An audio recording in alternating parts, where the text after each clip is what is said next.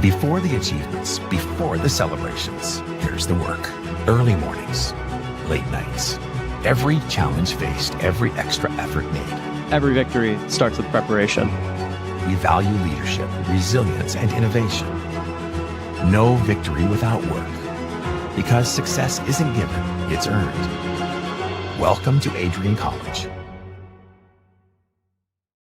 Bulldog fans, remember to follow Adrian College TV on social media. For game highlights and campus events, you can catch it all on Instagram, Facebook, TikTok, and X at Adrian College TV.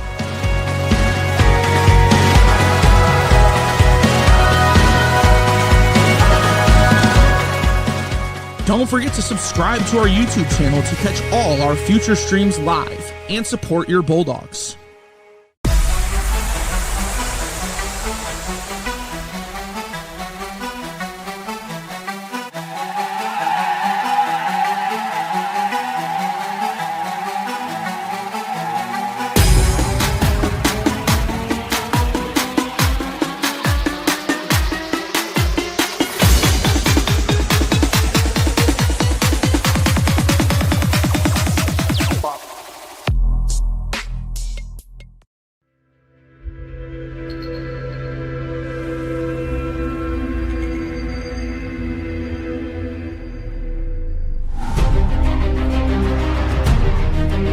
Continue to take pride and learn from Asa Mahan's leadership today.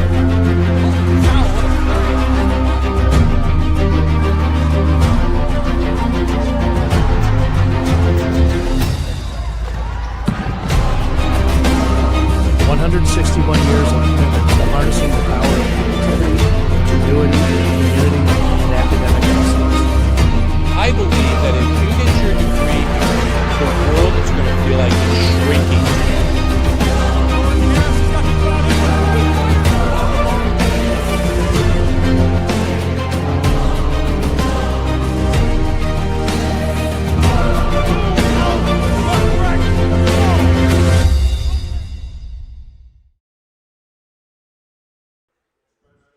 Saturday afternoon in Michigan, and there's nothing better than getting some weekend hockey. We are live inside the Arrington Ice Arena for the Foresters of Lake Forest College, taking on your Adrian College Bulldogs. Hello, everyone. My name is Alex Herman, joined alongside, as always, by Tyler Ackerman. Happy to have you all here inside the AIA for a Saturday NCHA showdown. And, of course, the big obvious thing yesterday, a huge momentum win for the Bulldogs over the Foresters. That was a 6-1 victory after 60 minutes. Had been riding one of the longest losing streaks in the past 6 seasons. We hadn't seen the Bulldogs lose 3 games since before the national championship win back in 2022. 4 games was almost unheard of. Immense victory and huge for the locker room to pick up a win yesterday. Yeah, I call this type of a weekend just like a get-right weekend. You catch a W last night, and you're hoping to catch another one tonight. And that's really what's going to matter here is if you can kind of gain some momentum here going into the tough stretch that they have upcoming, I think that'd be a huge thing. Well, the victory yesterday, 6 goals for the Bulldogs, only 1 for the Foresters. We saw 6 different goal scorers for Adrian College, which is fantastic when you think about spreading the wealth. On the scoring column, we saw Lucas Deeb, Theo Troon, Jack O'Hannison, Ian Amsbaugh, Jake Swade, the captain, and Ben Loretto all get tallies. And one of the more important things, too, as well, the power play went 2 for 5. Up to that point, they were 0 for 15 in the last 4 games, which is absolutely insane. We were talking about unheard of things with a losing streak, but the power play not getting a single goal over the past 4 games. The last time they had saw one before yesterday was on December the 5th. Versus Hiram, their last game of the first semester. So crazy to think they went that long without finding the back of the net on the special teams. Yeah, you kind of think those two things coincide with one another. You can't get anything going on the power play, and you lose those games too. I mean, special teams is such a big deal in these type of games, especially when you're playing tough opponents too. So it's huge that they got that thing going back. We're going to see Ryan Piros back in the net again, and yesterday went 22 for 23 on his shot, so nice to see him get a win and be back in the win column. And his last 3 starts really not going the way that he had hoped that they would. He had given up 4 goals in all of those 3 starts, so only one behind him on yesterday's day was pretty good. And, of course, he's going to get the nod and look to follow up his effort from yesterday. Yeah, he had 2 big breakaway saves in the first period, and I think those kind of could have switched the momentum into the Foresters' favor if they even put one behind them. It was a very physical game as we get some statistics from yesterday. You see the shots on goal for the Bulldogs, 37-23. Blocked shots going in the favor of Lake Forest, and face-offs, a good sign for the Bulldogs, winning the dots as best as they can. 2 for 5 on the power play. But the other thing yesterday, as we were talking about the physicality, is 11 total penalties between these two teams. Bulldogs getting on the board on the power play went 2 for 5. The Foresters 0 for 6. The officials for sure are going to watch out today for late hits, things after the whistle, and trying to police the game so that there's less calls on the ice. Yeah, and if you're a Forester fan, if you want them to win, that 0 for 6 has to change today. And given any opportunities that the Foresters have, they have to take full advantage of that and try to swing the momentum in their favor. Bulldogs need to stay out of the box, as we were alluding to, need to keep it clean. You saw one game misconduct penalty towards the end of the game yesterday from Julian Jacob in a little bit of a scuffle, which led to him getting tossed out. He's going to be back in the lineup today, so good to see him back on the ice. But, of course, need to keep your head, need players on the ice. There are some big games coming up on the schedule that you need everybody available for. Yeah, I totally agree with you.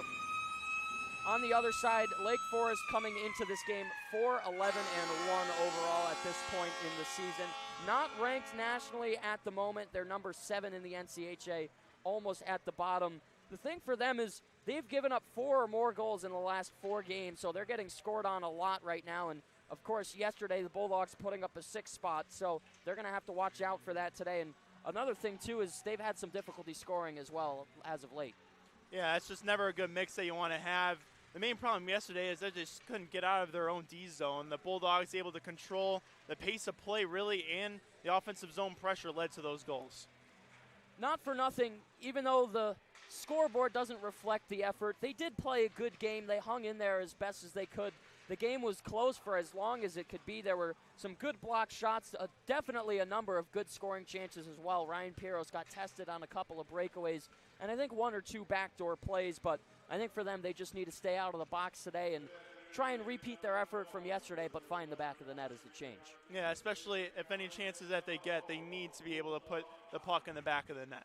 We're going to take a look at our starting lineups for this afternoon. First, it's going to be the visitors for Lake Forest. It's going to be the forward line of Colin Bella, Trevor Foucher, Philip Quettle.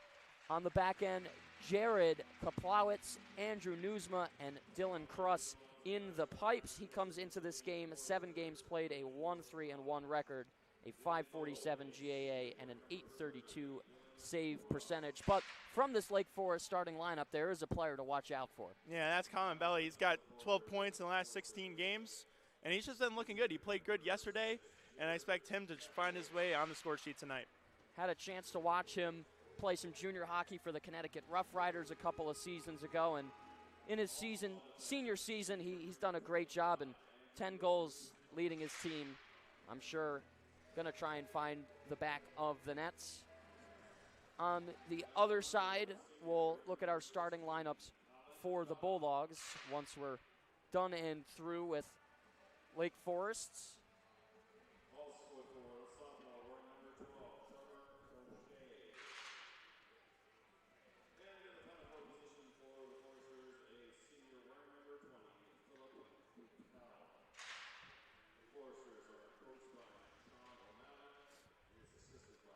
Get the starting lineups for the Foresters, and on the other side, we have our starters for the Bulldogs.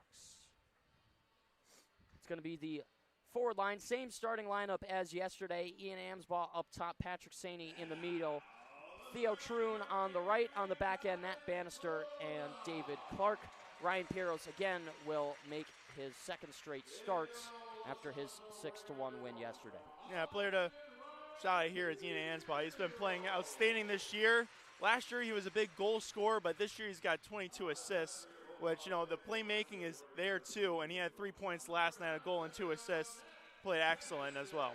I think the interesting thing for Amsbaugh, for as talented of a player as he was, or as he is, We saw a couple of seasons ago when he was really one of the top players in the country, and he still is at this moment. Some other teams were able to find some strategy around him, figure out where his weak spots in his game were, and his role as a player, still a points guy for sure, but a little bit different as he's looking to facilitate plays rather than score at this point.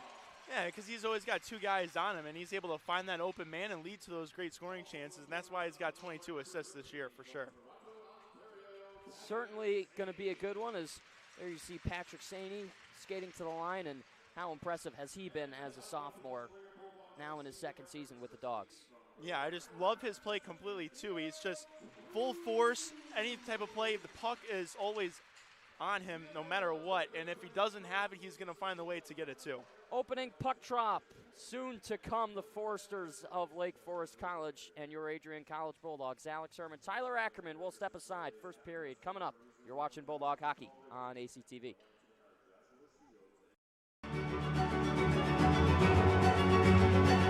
Before the achievements, before the celebrations, there's the work. Early mornings, late nights. Every challenge faced, every extra effort made. Every victory starts with preparation. We value leadership, resilience, and innovation. No victory without work. Because success isn't given, it's earned. Welcome to Adrian College. To become a future Bulldog and get recruited by Adrian College? Do you display characteristics of tenacity, drive, and determination? With over 50 teams on campus, there are plenty of opportunities to further both your athletic and academic career. For all recruiting inquiries, head to www.adrianbulldogs.com and click on the Recruit Me tab at the top right of your screen. Your future with the Bulldogs is closer than ever.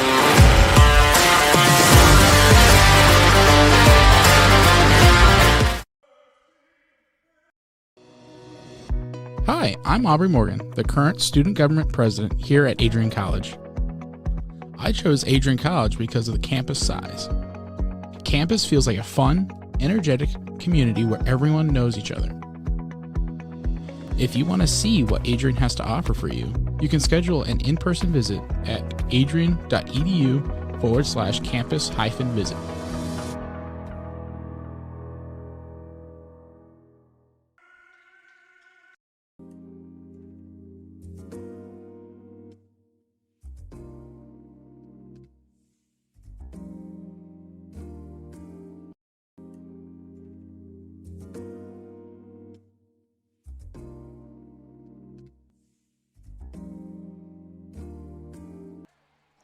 Saturday afternoon hockey inside the Arrington Ice Arena. Welcome back, ladies and gentlemen. Alex Herman and Tyler Ackerman up here in the booth on ACTV as we get set to drop the puck for game number 2 in this NCAA conference matchup between the Lake Forest Foresters and your Adrian College Bulldogs. Good shot of the Wilson Alumni Lounge up here, a new addition to the AIA, as that project had been going for quite some time now and open for business. You see some youngsters up there getting a good taste of Bulldog hockey from up beyond the glass, and a sweet spot to be at if you're here in the rink. And I'm also jealous of their yellow shirts they got. Where's ours? I want one of them. I think we need one. We might have to make a petition for that. No doubt about that, Axe. 20 minutes up on the score clock. Everybody will gather up at center ice. It's Patrick Saney and Trevor Foucher. Puck is dropped in. We are underway at the AIA. Nat Bannister will start things off and send this down into the O-zone. Theo Troon pounces on that. Ames ball from a sharp angle, gets an early shot, and it's covered up. The first save of the afternoon for Dylan Kruss as our first whistle just some 11 seconds in. We were talking about Ames ball earlier in the pre-show, and right away he's trying to find Saney back door, but a good stick by Kruss to make that save. Like the aggressive starts we're seeing so far today, and yesterday they got out to a fast start as well as David Clark turns over the puck on the blue line. It's broken out for Newsma, who will send this deep. Piros on his forehand will swing it around to the right corner as it stops up on the blue line. Bannister sending this out. Ames ball with the jump as he gets around Kaplowitz. Hassled in the corner, looking to pick it up. Ames ball in front to Saney. Now to Troon, the rebound. is kept out. A pad save. Kruss with 2. Might have hit a shin pad in front. No credit up on the score clock just as yet. As the dump in, gloved down by Kruss and picked up by Kaplowitz. His diagonal pass upwards for Kittleson as his entry denied. Here's Anthony Malika to Ben Loretto. Had a goal in the game yesterday, the assistant captain from Mississauga, Ontario. Big Swade in the corner, finds Tefelsky. His centering feed canceled out. Swade tied up, now is loose. Feeds it up top for Loretto, no shot for him. Across for Malika, there's a wrister, gloved down by Kruss. He'll get the whistle, and some early pushes and shoves, and definitely something to watch out for today with all the penalties yesterday. Yeah, for sure. I'm just waiting to see what power play we're going to see and who's going to get it first, basically, at this point with those 11 penalties yesterday. Jake Swade will remain in the dots in the offensive zone. Will win it back for Malika. His snapshot sticked away by Kruss. There's a breaking out 2-on-2 developing. Cross-ice feed from Jaldung is picked off by Malika. His pass up for Peters, stopped in front of the scorer's table. He'll fire that in deep. Malika chasing it down one-on-one with Max Jaldung. Foresters and Bulldogs come together in the corner. Tefelsky will pitch it out. He's tripped up, and just like that, crystal ball, Tyler Ackerman, our first penalty of the game. It's going to be a 2-minute minor against the Foresters and the Bulldogs to an early power play. This is all because of the effort out of Tefelsky the whole entire way. He's battling in the corner the whole entire time, and he's able to get the call, and Bulldogs on the power play trying to get up early in tonight's contest. So they called it a holding instead of a trip. I thought it was going to be a trip, but Will Shepard to the box, and Bulldogs yesterday 2 for 5 on the power play, looking to find the back of the net again and jump to an early lead. Here's David Clark off the faceoff. Skims the blue line down low. The one touch from Tefelsky is broken up. He'll pirouette back to the left side corner up to the blue line for Summers. Across the line. Clark with a shot tipped in front. Swade might have gotten a piece of it, but not on nets. Summers stepped up with a hit on Riva as he's able to shovel backhand all the way down. Piros will stop it with the forehand and leave it aside for Clark, who will restart the rush. Heads to the right wing with speed. Now gallops to the middle, drops back. Slingshot for Summers. Across for Ansbaugh, who will gain the line. Pulls up at the top of the circle. Some stick handles now will carry down the wall. Back to the point in Clark. Across for Summers. Across for Ansbaugh. In the middle, Tefelsky tried to step on a shot but didn't get all of it. The Foresters are able to clear. 55 seconds gone in the Bulldog power play.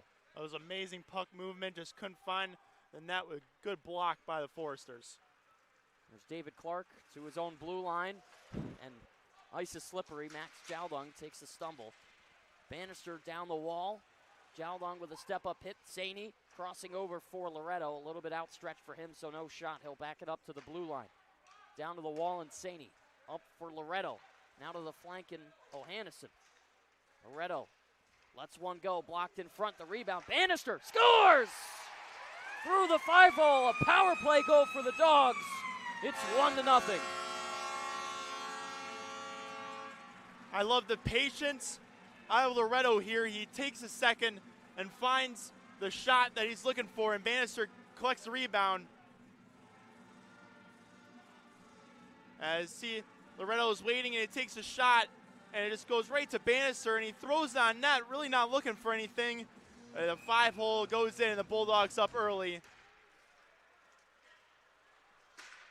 Imagine Bannister really looking for a rebound shot, maybe the pass-off pad play. But it works out in his favor, and the freshman gets another goal this season. And he's been stellar all year long. 4th goal on the year, paired with his 7 assists. Now at 11 points. Not bad for your opening year of collegiate play. Yeah, I love the way he plays, too. He's a great puck-moving defenseman, and he makes a smart plays, too. Orpana to Lovasek, lets it go, and a glove save from Kruss. And some extracurriculars after the whistle. Julian Jacob is going to go to the box, and I think it's going to be matching calls as well. Trevor Foucher is caught in the mix as well. I don't really think Jacob instigated much, but this is going to be the right call to send both parties to the sin bin. I think the main reason was because Jacob was coming right across the crease, and I think he might have clipped cross a little bit in the face a little bit, and that's, I think, why the aggression went right towards him. So we'll skate for a side for the next 2 minutes. Voucher and Jacob to the box. 16:08 here to go in the first period. Saney with some moves in between the hash marks. Now Loretto at the blue line. He'll skate it down the half wall, drop it for Sorensen, who crisscrosses with Malika. He'll wait up top. Sorensen's pass to his forehand, down to the dot. Here's Malika's. He steps into one and scores!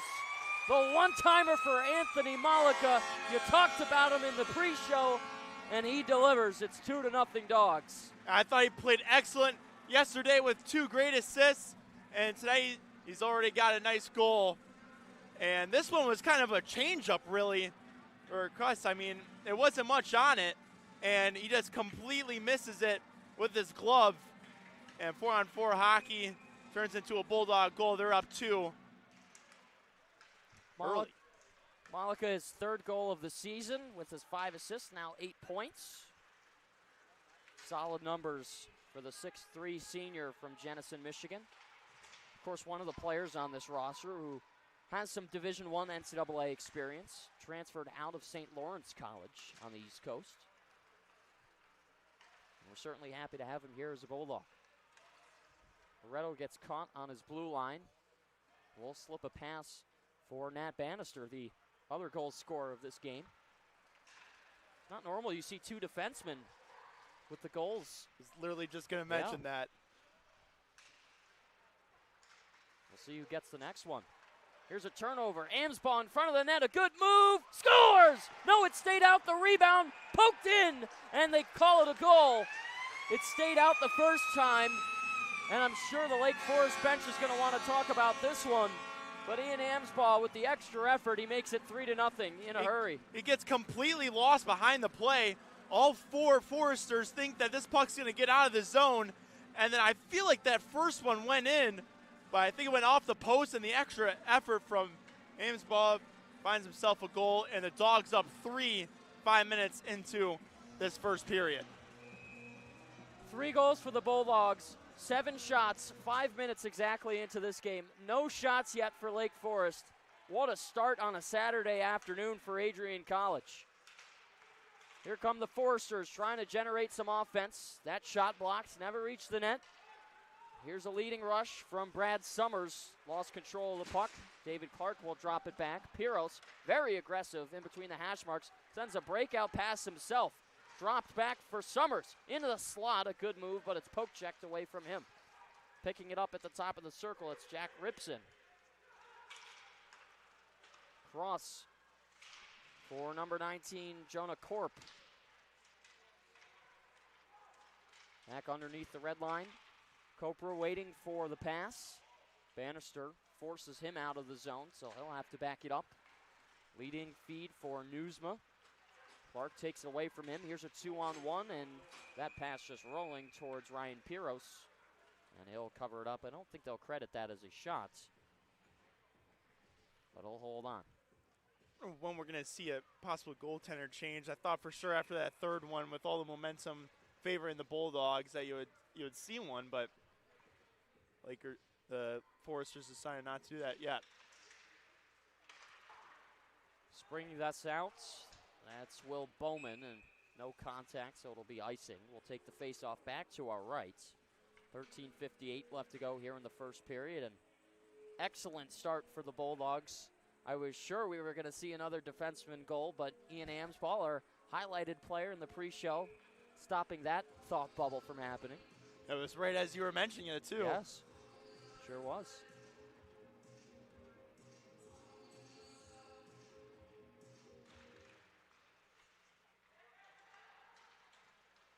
This puck shoved to the bottom of the red line as Aiden Peters will jump it out. Swayed with a burst of speed, will circle around the zone. His backhand up top for Bowman. Tries to go D to D, but it's sticked away by Pusini.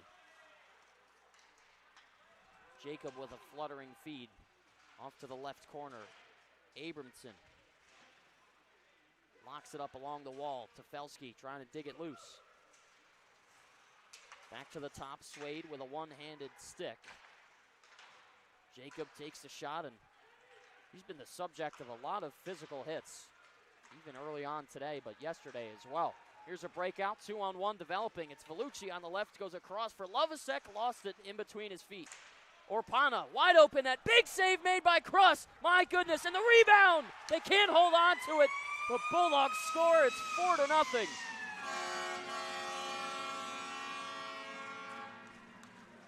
All right, this is just pure effort here. This 2-on-1, a little bit of a mess up for Lovasek, and Orpana just decides just to pass over to Vellucci, but he can't put it home. And eventually Lovasek finds the back of the net. And, I mean, we want to talk about one of the best starts this Bulldog squad has had all year. I think it's this game right here for sure. No doubt about it. And yesterday the Bulldogs putting up 6. They're 2 away from that total, and we're only 8 minutes into the first period. Here's Loretto with a point shot, gets deflected wide. Devin Orpana in the near side corner. Forster still without a shot. They'll get one there. It was just beyond the blue line.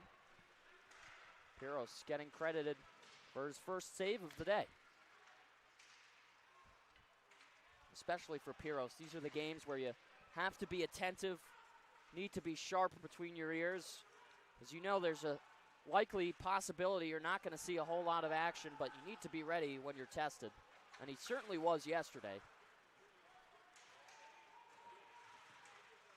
Back to the neutral zone we go. In front of the Foresters bench, Saney tries to jackknife it free. And it's pitched all the way down the ice. Bannister with a long pass up for Amsbaugh, stopped in front of the box. Here's a pickup from Jaldung. A takeaway now in the corner. It's Kittleson. Will send it in front, and it's stopped right in front of the net. I don't think Piros got a stick on it, but it hit something and repositioned the other way. Back to the point. Jaldung getting worked by Saney, who loses his twig in the process. This is flung forward for Amsbaugh, who takes a shot to the back, but still works on.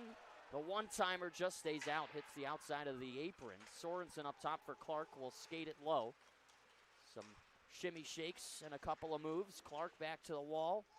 Sorensen up top for Bannister. His point shot deflected wide with the shin pad of Copra. Rebound in front. Sorensen trying to get it free. These pucks have just been bouncing all over the place in front of Kruss. Really not a whole lot that he can do. Defense not making his life easy. Back to the face-off dot. Piros will grab it on his forehand. There's a saucer pass up ahead for Summers. Looks over for O'Hannison as it swung down low.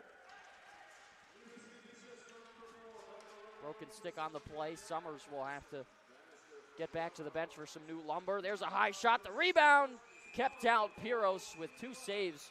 Caught that one up high in the collarbone. Don't think he saw it as it was coming down. Yeah, those are the scary ones. And as goaltender, you would know if that puck hits you and you don't really know where it is. You kind of start to lose it and freak out for a second. Be sure to stay connected with all the action by following @AdrianCollegeTV on social media. From game highlights to campus events, we've got you covered. Don't miss a moment and follow @AdrianCollegeTV today. Defensive zone draw for the Bulldogs as we near the halfway point in the frame. Bulldogs up 4-0 for those of you just tuning in. Alex Herman, Tyler Ackerman up here in the booth.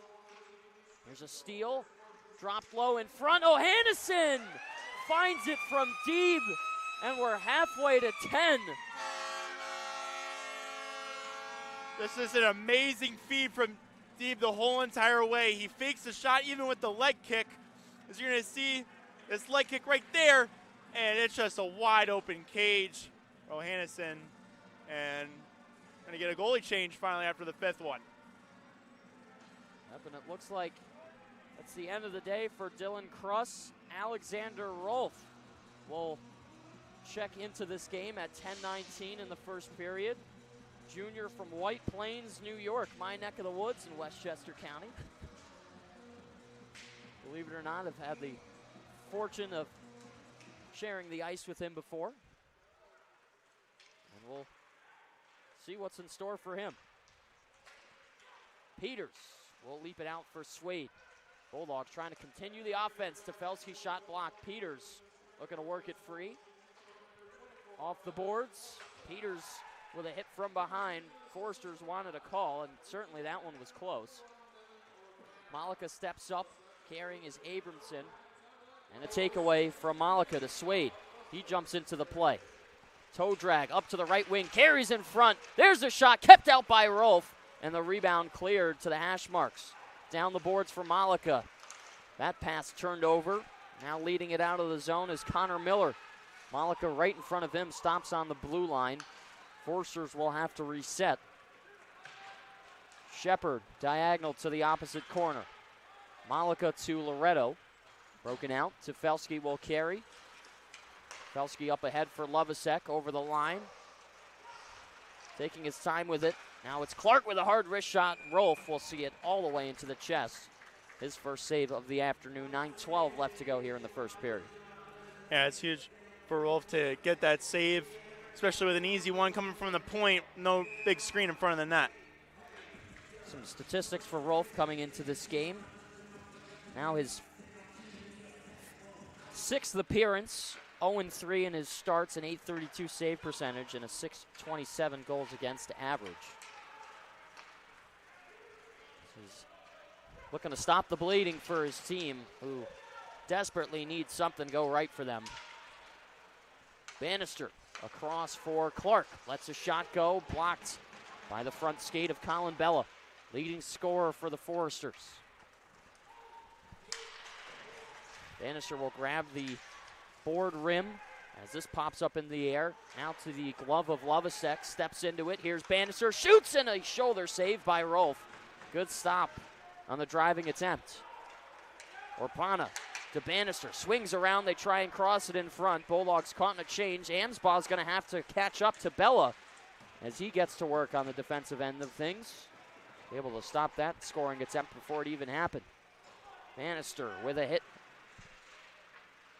This is locked up in the near side corner. Underneath the red line, Bannister looking for an outlet. Is able to find Orpana. Tips it ahead for Amsbaugh. Driving the wing. Crossover for Saney. And the saucer pass. Can't make contact. Bowman with a point drive. Gets blocked. Rolf taken out. As Amsbaugh was pushed right into him. Seems to be okay as he shakes it off. Jacob with a step up on Freiermuth. Is trickled around the boards. Brought out by Jacob as he's denied entry into the offensive zone. There's going to be a penalty here and a call for holding. I don't know if it's going to go against Jacob or the Foresters, and I think it is Jacob. He's just getting unlucky with finding the box as the Foresters will get their first power play of the day. 7:35 to go. 2 minutes for holding. What? Any type of momentum swing, this would be huge for the Foresters to get onto the board and have some type of life right now, because that whole entire bench right now is completely dead.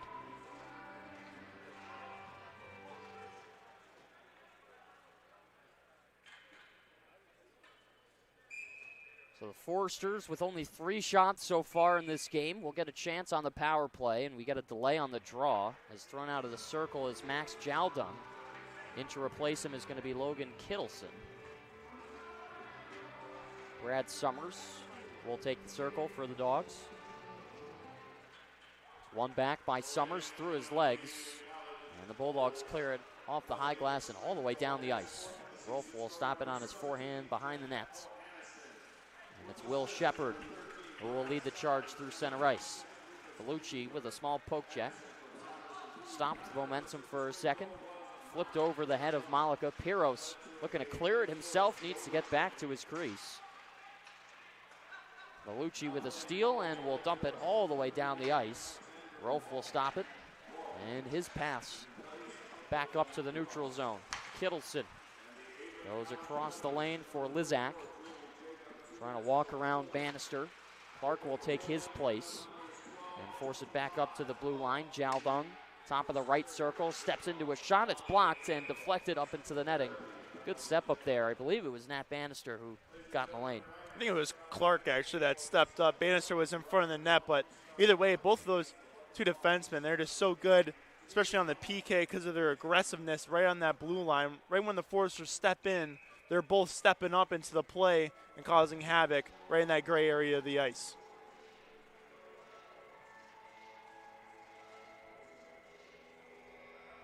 Do it again. 50 seconds gone in the Foresters' power play as the Bulldogs take full control. Tefelsky will fire this all the way down the ice, clears both blue lines and hits the back glass. Swade will head towards it, trying to use his speed to cause some havoc. Gets a piece of it with his glove. Tefelsky the takeaway, and it's sent all the way back down. Good aggressiveness from the Bulldogs' PK to get in the way. And you can see they're pretty juiced up today on the bench, have a lot of energy, especially after last night's win. Philip Quettle over the line, lost it in between his feet. 30 seconds now remain in the Lake Forest power play. Off to the wing, stopping on a dime is O'Flaherty. And it's carried back out to center ice. Quettle to the middle. Piros, very active with his stick today. Not afraid to play the puck. Loretto to Bowman, takes out Theo Troon with a clearing attempt right off the brain bucket, and that'll go on the Sports Center Not Top 10 next week. Julian Jacob out of the box. Bulldogs have killed off the power play. Back to 5-on-5 even strength. Luckily for Troon, not playing pro hockey and wearing the half shield, so hit off the top of the helmet. That could have certainly been bad if he didn't have any facial protection. Jiaodong up the wing. His wrist shot stopped by Piros. Easy grab for him. He'll hold it. 5:09 left to go in the first. Yeah, he's trying to find that puck right now. Another solid save from him, and he's played really aggressive like you mentioned earlier. And I think it's really helped out this Bulldogs squad because the only thing that the Foresters can do right now is dump the puck in. And with his aggressiveness, he's able to find the right guy, and it's an easy breakout going the other way for the Bulldogs. So the aggressiveness is not typically what you see out of a netminder, but when it happens, it really helps out the squad. I think we have a case of the disappearing puck here. Piros is digging through his equipment for the puck, has no idea where it is. We've had some funny moments already so far in this past 2 minutes. He's finally got the puck finally. We get a nice clap for the crowd. You don't see that every often, but every year I think once somewhere it happens. So we'll get our face-off back to our left. Bulldogs will win it back as Will Bowman will go across for his partner and Alec Lovasek. Skating it through the neutral zone. Sorensen up ahead. Jacob with a shot. It's blocked by Rolf. Nice to see Julian Jacob step up and play forward there as he'll send a nice collision on in front of the Foresters bench. This is pinched around the boards. Kittleson. As Orpana is able to fire it deep, and I'm going to call this icing here. I thought that was over the line. Maybe I couldn't fully see it. But yeah, from up here in the booth, we can't really have the greatest advantage point when that puck is right on the wall.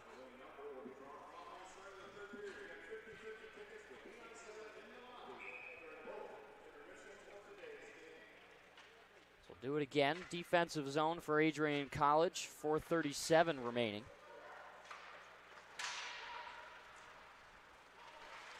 We'll go off the boards and down again. Sorensen not with enough muscle to make it icing, but a fanned-on pass. He'll break that up. Pitched around the boards by Kaplowitz. Now Bulldogs take over. There's O'Hannison turning on it. Glove save in and out of the trapper of Rolf. So gets a piece of it, but doesn't squeeze it. Weird rolling puck on Piros. Bannister will go after the Forester, who gave Piros a jab, and always have to protect your goaltender. Younger brother Jack O'Hannison in his freshman year. His older brother Nico Hannison in his junior year. Of course, unfortunately, out for a little while with an injury, so wishing him a speedy recovery, of course.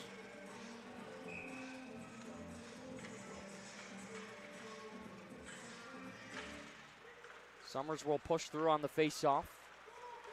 Here goes Jacko Hannison.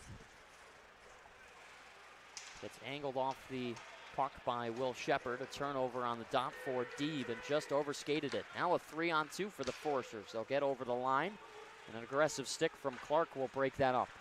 Now to the bottom of the circle. Sharp angle shot deflected high and over the net. We'll stop again. 3:46 to go in the first. You know, Flaherty was just trying to find that top left corner right by the ear of Piros, but fortunately just missed it. Trying to take advantage of the height when Piros is down. There's a little bit of room upstairs by his ears, by his head, so that's what the angle was there. He just couldn't find it. Time winding down here in the first period, and an explosive start for the Bulldogs. Have calmed down over the past couple of minutes. Up to the blue line, there's a wrist shot. Easy stick save, deflected away by Piros. Pushed back down low by Johnny Mead. Crunched back to the wall. Summers gets it out and takes a high shot to the face from Mead. And this is certainly going to draw a call. Officials will see this the entire way. It's a late hit that, of course, you just can't have right now. You finally have some type of momentum in the offensive zone with a little bit of zone time, and the puck finally gets cleared, and you take a late penalty that you just don't need right now. And now the Bulldogs have another chance to extend the scoring to 6 with 3:18 left here in the first. Dogs 1 for 1 already on the power play today. Of course, we talked about it earlier, 2 for 5 yesterday. We'll see how they do on their second crack at the 5-on-4 unit. Amsbaugh waits and dishes for Clark. Back at the blue line to the circle. Amsbaugh rips it on, and the shot blocked. It's cleared all the way down the ice by Trevor Foucher. Piros will slow it down and leave it behind the net. Here goes David Clark up to the neutral zone. A drop pass to the dot for Amsbaugh. Back up ahead for Tefelsky. 3 aside. Amsbaugh down low around the boards for Swade, who turns his back to the play. Tefelsky lost his footing on the blue line. It's turned over but recovered by Summers. Clark across for Tefelsky. Angles it with his foot. Keeps it within his grasp. Back up top for Summers. Now over for Clark. Looking for a shot. Back for Summers, who calls. Tefelsky deals and shoots. And it's cleared out. Minute gone in the power play. Breakouts from Piros from his own end. Now it's O'Hannison who will lead it. Stops on the boards. Clark at the blue line. Over for O'Hannison. Steps in. Shoots. In and out of the glove of Rolf. The rebound cleared to the corner. 40 seconds left. Clark. Hassled from behind. Drops it for O'Hannison to Tefelsky. Sharp angle. No shot for him as it was sticked away. Now to the middle is Tefelsky, and Bulldogs really just full control here on the power play. Flubbed pass recovered. Here's O'Hannison. Toe drag move in on the net. Thought we were going to see him shoot. Clark across, and his pass deflected away by O'Flaherty. He's got a break. O'Flaherty in short-handed on Piros and scores. A bad break for the Bulldogs on the blue line, and just when we thought we saw it all, a shorty makes this one 5-1. Yeah, the Bulldogs just trying to find the perfect pass, and eventually the play at the blue line turns the other way. And Bannister with a nice back check just couldn't get there in time. And talked about it a little bit earlier that Piros hasn't seen a lot of high-scoring chances, and there's a breakaway that the nice move from O'Flaherty can't do much about. So O'Flaherty now will be tied for goals with Colin Bella at 10. He's got 11 points on the season. Not an ideal way to end out the period, 90 seconds and counting. Over the past couple of games, the Bulldogs have had some trouble on their blue lines as Vellucci will get this in tight. Whatever reason, just getting awkward kicks off of players and sticks, and turnovers really in a spot that you can't have turnovers, leading to a lot of breakaways. You saw it in the Trine game as well as Aurora. Another example there, so Bulldogs will look to try and clean this up. As the game goes on, less than 60 seconds to go in the opening period. A steal from Jacob. He's flexed off the puck. Orpana to Bowman. Wrist shot off the shoulder of Rolf. There's a follow-up up over the net. Some physicality back at the blue line between Mead and Jacob. 30 seconds left to go. First period of play.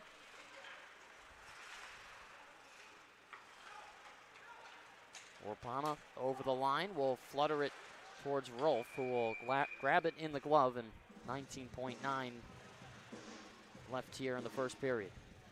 Now, forces are really going at Jacob this whole entire first period, but it seems like anytime that he's involved in a play, he's got one or two Foresters that are right on him, giving him cross checks or slashes, and he's taking an account to it. He's giving them right back. So I saw a penalty earlier, and then another one too that was coincided too. So it's interesting to see how that's going to go for the rest of this game.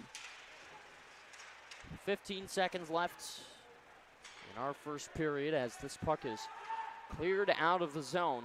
Anthony Malika will skate it back. Maybe a breakout, but likely no shot here. 3 seconds to go. And Ben Loretto will just elect to hold on to it as we get the horn for the first period and some positive cheers from the AIA faithful. That was a fun ride, our first 20 minutes on a Saturday afternoon.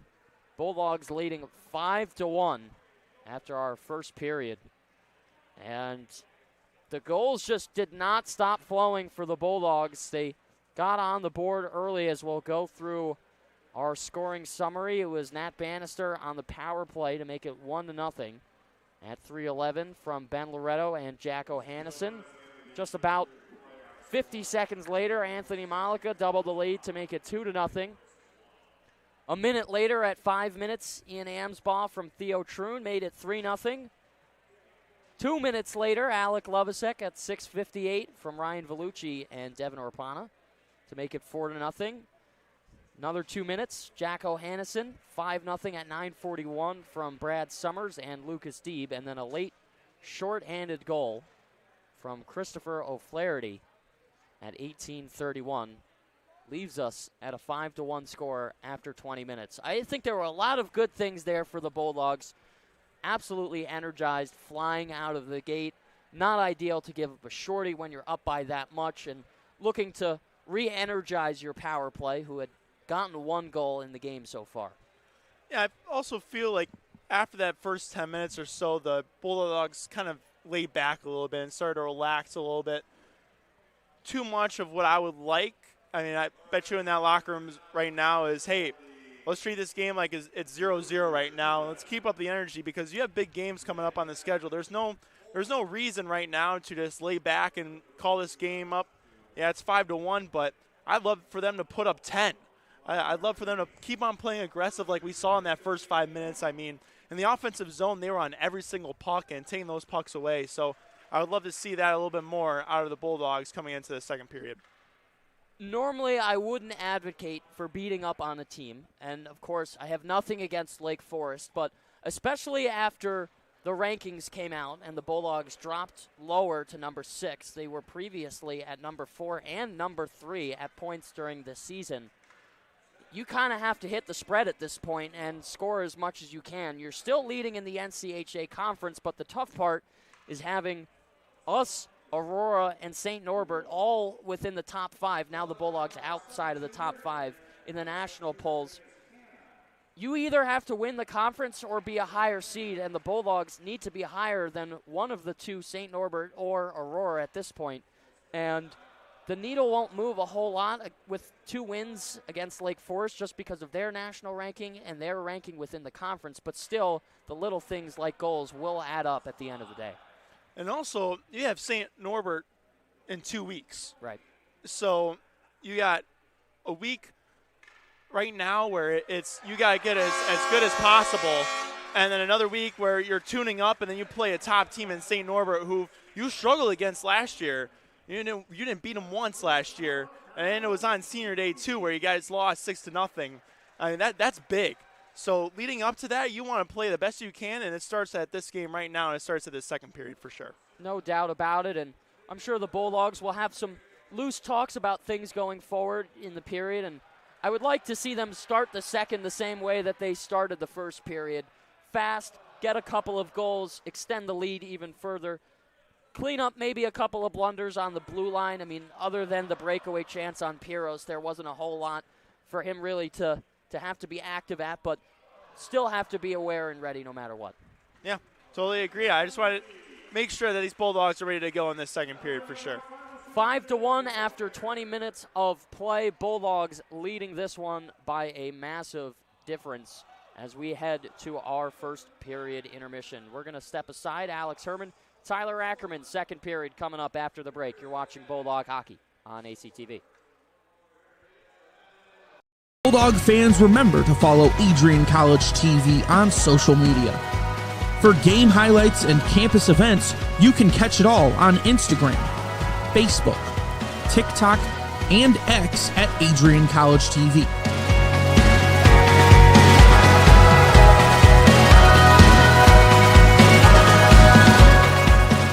Don't forget to subscribe to our YouTube channel to catch all our future streams live and support your Bulldogs.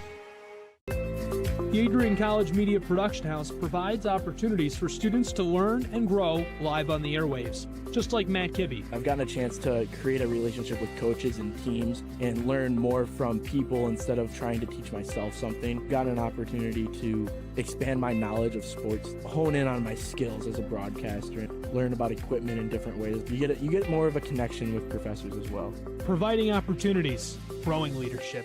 The Adrian College Media Production House. Thanks for tuning in.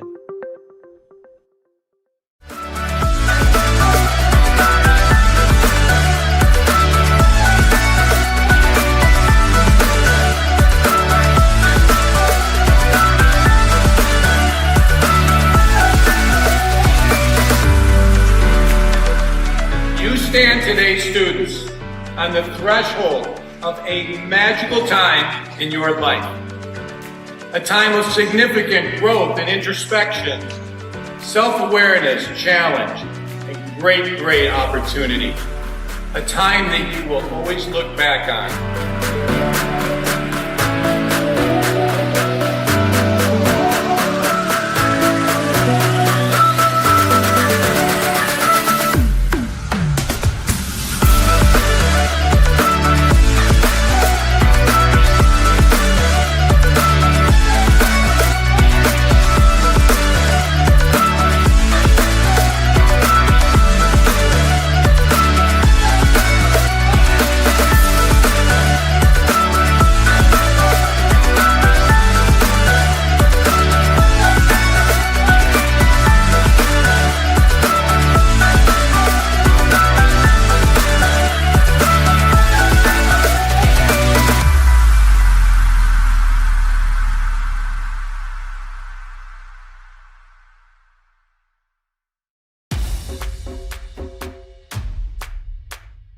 This is the Arrington Bookstore at Adrian College, the place to get game day ready, represent your clubs and organizations, and be Bulldog proud. With a wide selection of merchandise and a smile at every visit, stop by inside the Kane Student Center to pick up your Adrian College wares and make it another great day to be a Bulldog.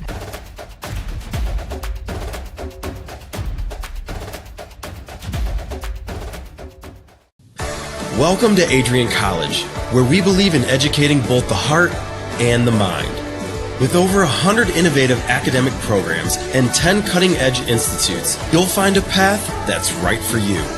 Join our vibrant community of over 50 athletic teams and discover why we're recognized as a U.S. News & World Report Most Innovative Institution. Adrian College, where passion meets purpose. Your future starts here.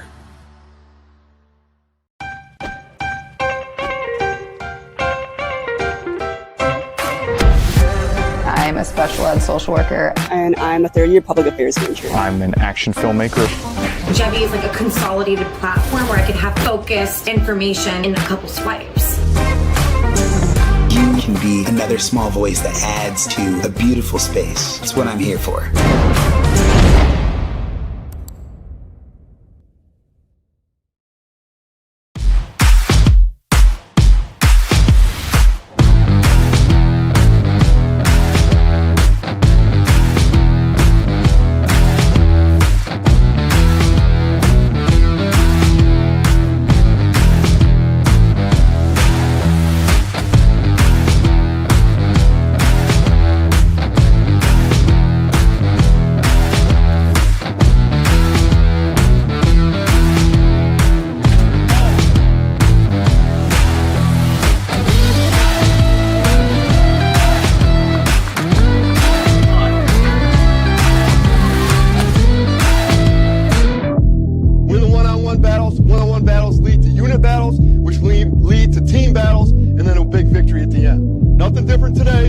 Every day, all right? Love you guys. Win on 3. Ready? 1, 2, 3. Let's go.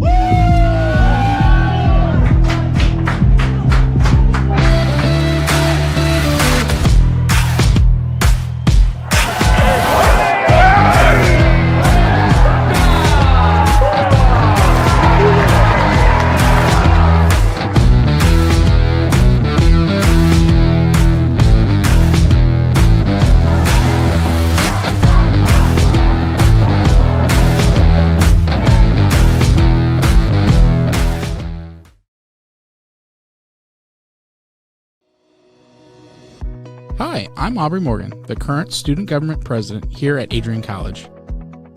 I chose Adrian College because of the campus size. Campus feels like a fun, energetic community where everyone knows each other. If you want to see what Adrian has to offer for you, you can schedule an in-person visit at adrian.edu/campus-visit.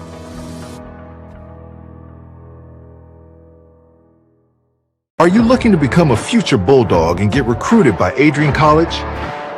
Do you display characteristics of tenacity, drive, and determination? With over 50 teams on campus, there are plenty of opportunities to further both your athletic and academic career. For all recruiting inquiries, head to www.adrianbulldogs.com and click on the Recruit Me tab at the top right of your screen. Your future with the Bulldogs is closer than ever.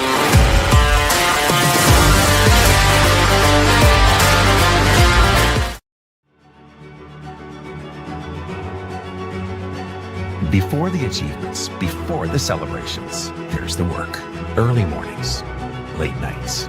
Every challenge faced, every extra effort made. Every victory starts with preparation. We value leadership, resilience, and innovation. No victory without work. Because success isn't given, it's earned. Welcome to Adrian College. Ready to elevate your game? At Adrian College, our athletes strive for excellence on and off the field.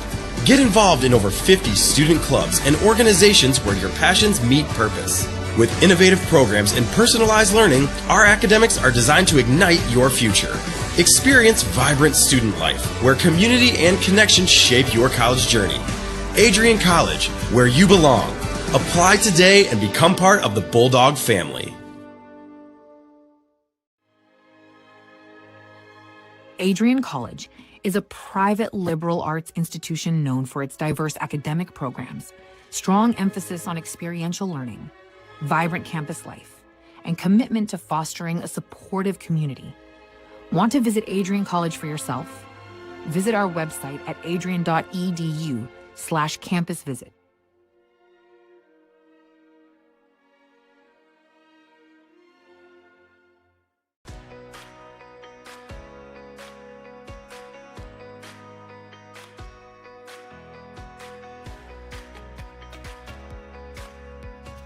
These students who have worked so hard to achieve what so many never achieve. This evening you join the select company of people who hold a baccalaureate degree or a master's degree. You join a privileged group of individuals, a minority of persons in this country, and an even smaller fraction from around the world who have had both the opportunity to pursue higher education and the intelligence, discipline, and determination to reach this goal.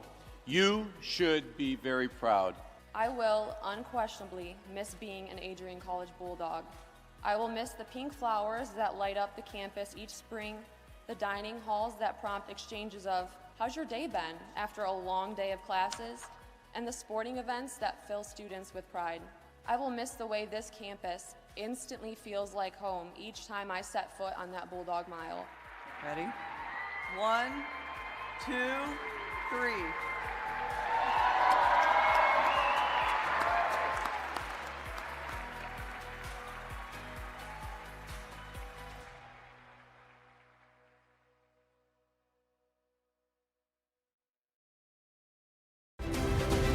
If there was one word I was going to use to describe the communication arts program at Adrian College, it would be unique. Students find themselves on the radio, in front of and behind the camera, and directing their own programs. Students learn in a personalized environment that sets them up for a world of opportunities. Are you ready for your moment in the limelight?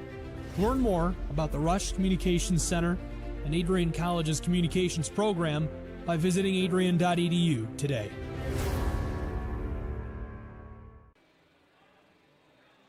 Welcome to Adrian College, where we believe in educating both the heart and the mind. With over 100 innovative academic programs and 10 cutting-edge institutes, you'll find a path that's right for you. Join our vibrant community of over 50 athletic teams and discover why we're recognized as a U.S. News & World Report Most Innovative Institution. Adrian College, where passion meets purpose. Your future starts here.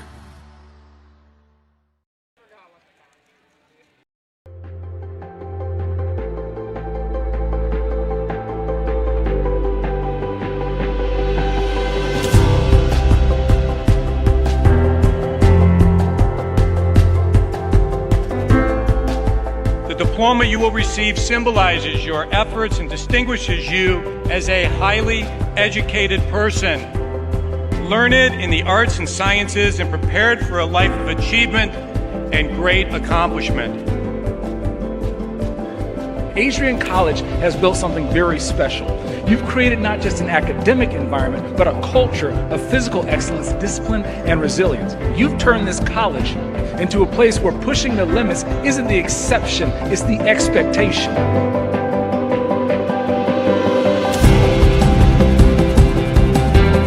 We leave here with countless memories, loyal friendships, and moments that have shaped our character far beyond what we could have imagined when we stepped onto campus. So now, class of 2025, we've come a long way, and I know as we step into this next chapter, we'll step into a new exciting adventure. I know we will do so in faith, in confidence, and in gratitude. Thank you guys, and congratulations, Adrian College, class of 2025.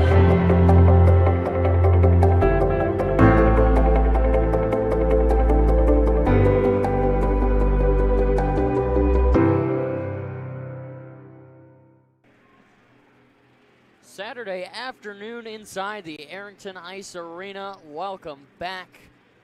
5-1. Our score for those of you just tuning in now. Bulldogs with a explosive, fiery, I don't know how many verbs and adjectives I could think of to describe it.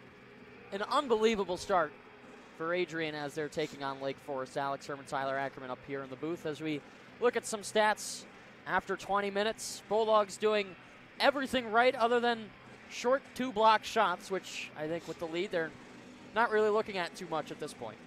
Yeah, I think the main thing as a big takeaway here is that face-offs won. That 17-6 automatic possession, basically, and especially on the power play and the penalty kill, too. Winning that face-off is so huge because if you're on the PK, you win that face-off, and you can automatically clear and waste about 30 seconds off the clock. And when you're on the power play, you win that face-off, and you're automatically in the zone, having zone time. So I think that's always a huge thing to look at is the face-offs won, and the Bulldogs are doing a great job with that so far in the first 20. So we got 5 goals, and just like yesterday, we saw 6 goals and 6 different goal scorers. Today, so far, it's 5 and 5 different goal scorers. Matt Bannister, Anthony Malika, Ian Amsbaugh, Alec Lovasek, and Jack O'Hannison all getting tallies. And then the one belonging to Lake Forest, a shorthanded goal by Christopher O'Flaherty, and 18:31 left to go in that first period. And that was really the only dark spot on the Bulldogs' opening frame of this contest. Yeah, I think they did a great job of the aggressiveness in the offensive zone, and they were able to flip the feet of the Foresters' defense and get to those pucks before they were able to. And I think that's just a huge thing to have, is that possession in the offensive zone. We saw it right off the hop, and we're hoping to see it here again in the second period. Ryan Piros and Alex Rolfe will take their respective creases. Rolfe now to our right, came in relief for Dylan Kruss, who fortunately taken out just about halfway through that first period.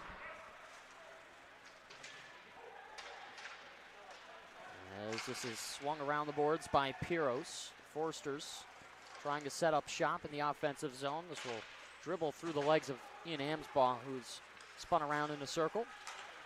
Turned over pass. Clark with an outlet to Ian Amsbaugh. To take it up the middle. Now to the wing. Saney with a shot. A little bit of height on it as it was rising, but wide of the target. Wrist shot, shouldered away by Rolfe. Extends the stick. Great heads-up play to knock that loose. And this will pop out of the zone. Ben Loretto will take it back. Fresh off the bench, Aiden Peters goes across for Tefelsky. Peters to Loretto. Toe drag in on that, lost it at the last second. Noticing, too, a lot of the Bulldogs defenders jumping up off of the blue line to try and generate offensive chances. Julian Jacob in the first period, and then you saw it there with Ben Loretto as he stepped off the line. I mean, Bannister and Malika, that both of their goals were because of those jumping from that blue line. So, and it's a great thing to do, too. You jump into the zone, but you always got to make sure that you have at least one guy back. Just to that play recently, both Malika and Loretto both jumped to the play, and there was nobody on the blue line. And luckily for the Bulldogs, the Foresters could not control the puck and spring a guy loose. I guess the question is it possible we see another goal from a defenseman from the Bulldogs? And if so, is it going to be different than the first two that we saw? I don't know. You have the crystal ball. I know. That's what I'm thinking. You predicted it right now. I don't know. I feel like Clark's kind of due. I won't lie. I have a feeling, but since I said that's probably not going to happen anymore, it's going to be somebody else. Turnover in the slot. Poke checked free. Now it'll head back down low. Malika with a feed up ice for Tefelsky, who will hold on to the left wing. And it's sticked away from him. Turnover, and trying to bat it out of midair was Jake Swade. There's a shot from Tefelsky that just goes wide. We'll reposition back towards the corner. And skating this upwards is O'Flaherty. Jacob, last one back. Cross for Bowman as he takes a shot into the boards from Rispin. Tic-tac play now for Riva. Will dance his way in on nets. Piros with the paddle down. He'll stop at 17:29 left to go here in the second period. Good play by Bowman just to take the guy out of the play there. When a forward's trying to make a move on you and it slips it through your legs, most of the time, best move to do is just take the body away so he can't get to that puck. And Piros smartly covers it up.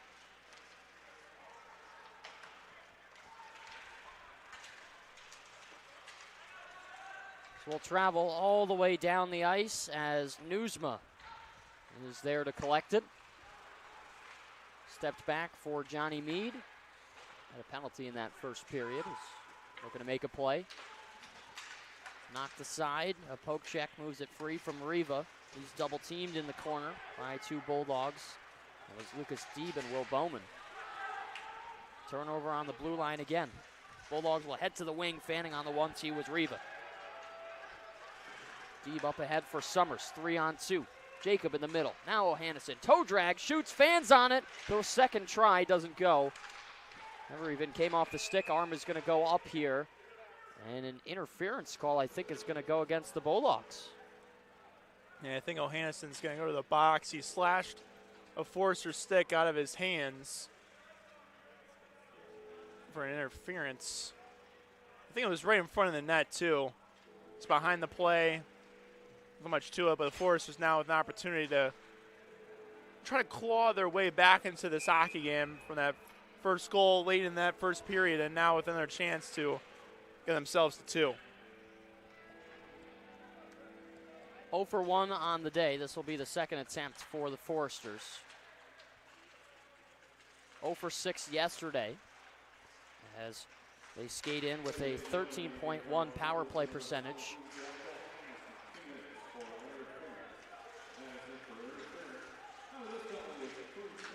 Good pressure from the Bulldogs as that puck is able to be worked free, dumped towards the net of Rolf.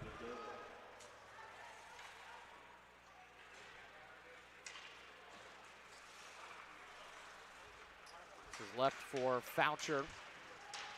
Now back for Loretto, across for Malaku, lost it between the feet of the head official. Now a short-handed 2-on-1. Here's Answell on the right wing, stops, and he's shut down before he could take control. Amsball will have to wait for Vellucci. Here's a nice toe drag. Great move from Amsball, stopped by Rolf. Oh boy, that would have been pretty. Rolf with a massive save.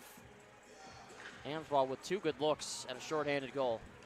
Yeah, Rolf's playing pretty solid as he came in earlier in that first period. He hasn't lined one up yet, and I think he's just played solid throughout, and that was a big-time save, too. Amsball with a bag of tricks, and he just couldn't find the back of the net for his second of the night. I think people forget how slippery of a player he can be sometimes. When he was leading the nation in scoring 2 seasons ago, people certainly noticed, and we were certainly talking about it before the game, changing his role just a little bit over the past season and a half. When that 3-4 decides to turn it on, I mean, he can just about do whatever he wants. Foresters still on the power play as it's moved over. There's a shot from distance. It'll find the back of the net. It's Max Jaldung through a sea of sweaters. And the Foresters get back within 3. I mean, it's great puck movement by the Foresters. They're able to work this one around the horn at the top by the blue line. And the screen in front of the net is what I want to note. Biros is looking one way, and the shot for Jonathan goes the other way, and no chance for Biros at all. And like I mentioned earlier, the Foresters are starting to crawl back into this hockey game. We thought it was over in the first 10 minutes, and they're kind of making it a game. So the Bulldogs looking to recover and find some offense. Had 5 goals before the first 10 minutes of the period were done in the first, and haven't found the scoreboard yet. Here's Sorensen from a sharp angle. His shot stopped by Rolf. Tried to center it towards Jacob. Was Devin Rapana. Lovasek will fire it around the boards as it's stopped by the stick of Max Abramson. The shot from Bowman will carry all the way out of the zone. Jacob getting instructions to move it ahead. Bulldogs advance. Lovasek to Jacob, a high riser over the shoulder. He'll pick up the rebound off the glass. Saney gets forced into the wall by Abramson. Down low for Lovasek. Foresters making life difficult. Squirts free for Orpana. Now to the top of the blue line. He'll stop quickly and change direction. Heading back down the wing. Shielding on one hand. And a one-handed shot. The rebound covered up. It's loose and flexed into the corner. A couple of good saves there from Alex Rolf. Back around the boards. It slowly rolls by Kaplowitz. Open is Bannister. His wrist shot kept out. Foresters on the bench, tapping their sticks for their goaltender.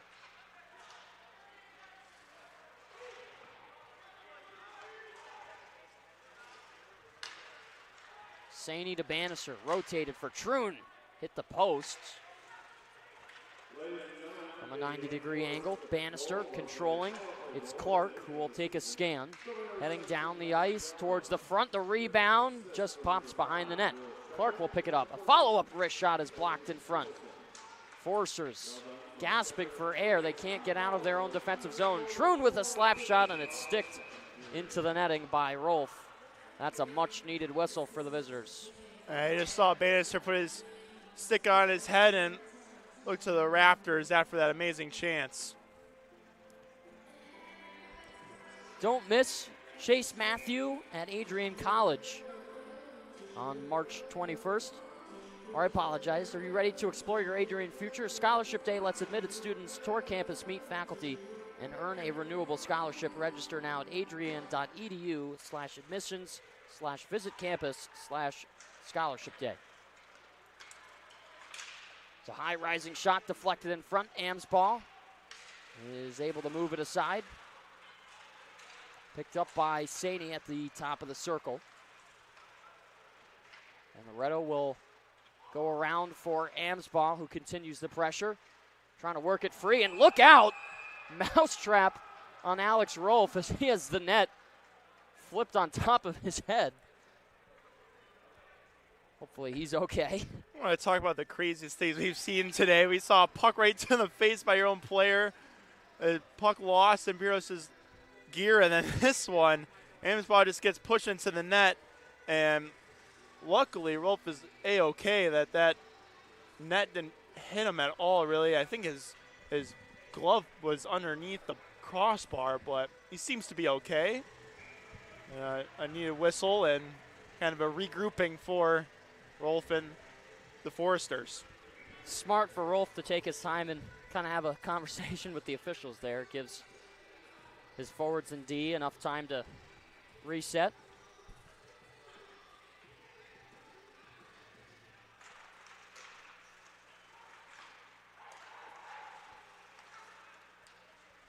Then Loretto will drop it off.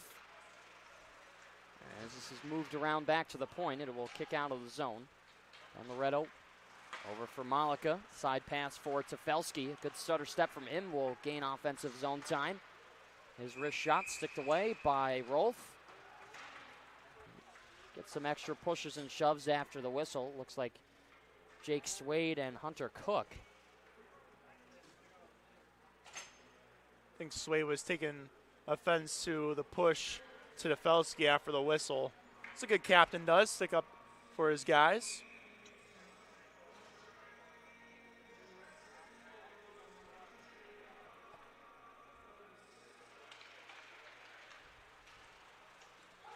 Out of the zone, this puck will slide out. Bowman up ahead for Peters. Swade driving the wing, his wrist shot knocked away by the stick of Rolfe. Back to the point. Bowman shooting, tipped in front, and the deflection held on to by Rolfe. Again, coming up large. He's really stepped into this game and held the Foresters in it. Yeah, especially the huge save that he made on Bannister. I mean, if Bannister was able to put that one in the back of the net, the momentum would have been back in the Bulldogs' favor for sure. I mean, the pressure that the Bulldogs are putting on him right now is huge, but he's coming up and he's rising to the task. Seen 19 saves so far before entering the game on the goaltending change. And he stopped all of them. Jacob gets tangled up at his own blue line, and finally the masses are separated. Jacob a return feed as he holds on to it, gets a stick right to the body. Should have been a holding call. Bowman one-on-one in the corner. Everybody separates. A pad save by Piros as he was hugging the post. Bulldogs look to dig it out. They're able to do so. Jacob attempted to step up, but lost it to Luke Lizak as it swung around for Jacko Hannison. Lucas Deeb has Summers leading ahead. He makes the long trek from the opposite end of the ice. Clearing attempt stopped by Bannister up at the point. Up for O'Hannison. Sticks it on nets. And it's stopped by Rolfe.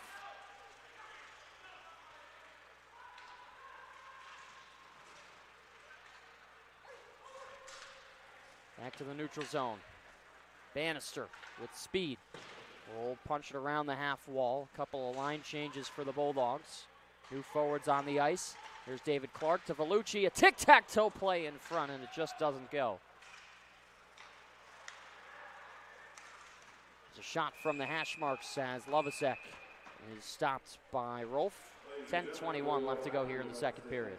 This past 5 minutes or so, it's been all Bulldogs, and I think that's truly because of the turnovers from the Foresters in their own zone there, gathering the puck and then trying to make the sweet pass right through the middle, and it ends up just being a pizza for the Bulldogs to collect and keep on the ozone pressure. So I think they need to start going glassing out a little bit more here, remaining in the second. Bellucci will step up for the faceoff. He's able to shove it through the pile and quickly gloved down by Rolf. Get deja vu on the faceoff again.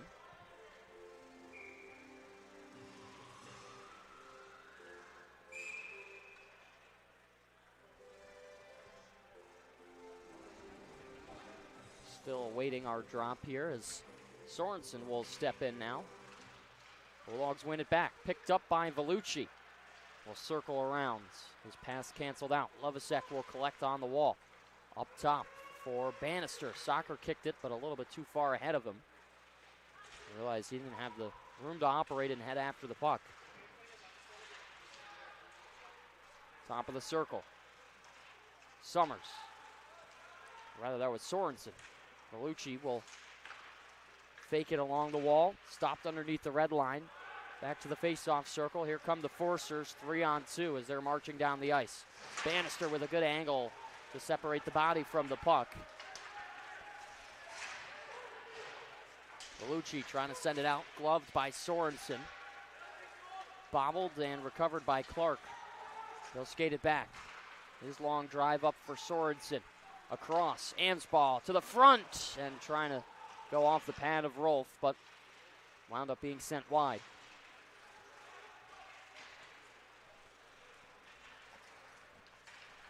.9:11 left to go here in the second. Dropped back for Ansball. From a tough angle. Here's Troon deflected in front. Caught a piece of it was Rolf.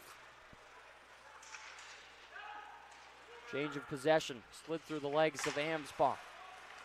Pitched forward for Jaldung. Piros out of his net. Will throw it on his backhand around the boards. Loretto to Saney. As he's checked hard off the puck. Gets 2-on-1. Freiermuth lost it to Loretto. And there's a flip pass from Troon to Amsbach, who dances his way in. Popped up in the air, glove down by Jaldung. Lifted all the way down the ice and just barely wide left of the post of Ryan Piros. 8:23 left to go here in the second. I've noticed from the Bulldogs offensively is that they're trying to look for that backdoor play every single time when they get an offensive chance, is because Rolf plays so aggressively. He's barely in his blue paint when he challenges the puck. And because of that, the backdoor play is there, but they just can't connect right now.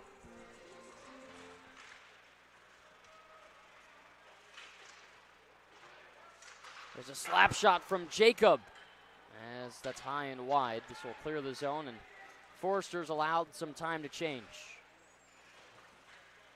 Piros dropped back for Bowman. He'll lead the way. His pass trying to connect with Tefelsky. And it'll be icing with 8 minutes flats. It was the right play by Bowman. He just let his man a little bit too much to Tefelsky. Because if that pass was on, Tefelsky had all the room to work with as he slipped by the D-man that was covering him. But unfortunately just not able to connect. And off a defensive zone draw now for the Bulldogs. Offensive zone face-off here for the Foresters. Bulldogs without a goal since the first period. And the deficit back within 3. Bowman for Jacob. Now speeding down is Jake Swade. A good move, cuts to the middle, and his wrist shot just goes wide. Picked up by Tefelsky, stops quickly. Now to the hash marks. Over in between the dots and a turnover.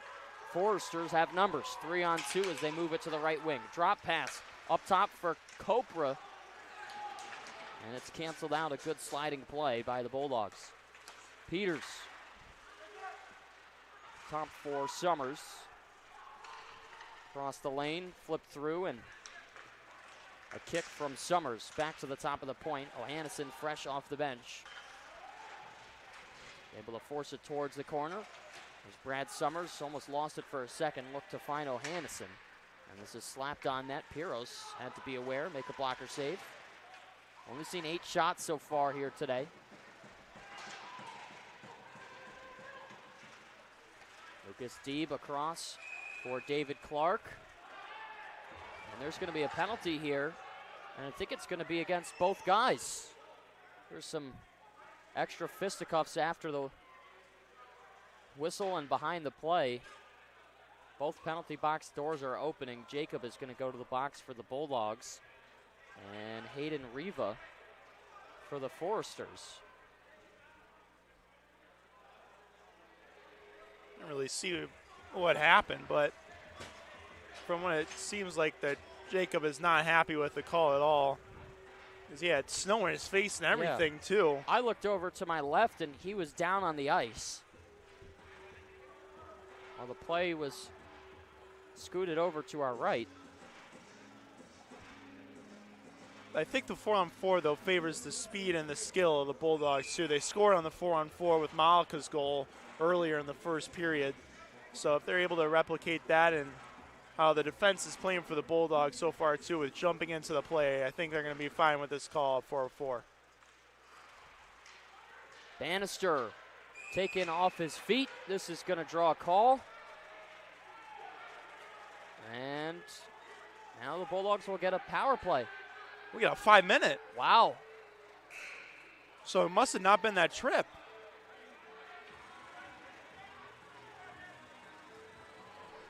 Wow. See, that I must have missed because I thought it was the trip on Bannister, but it was a completely different player.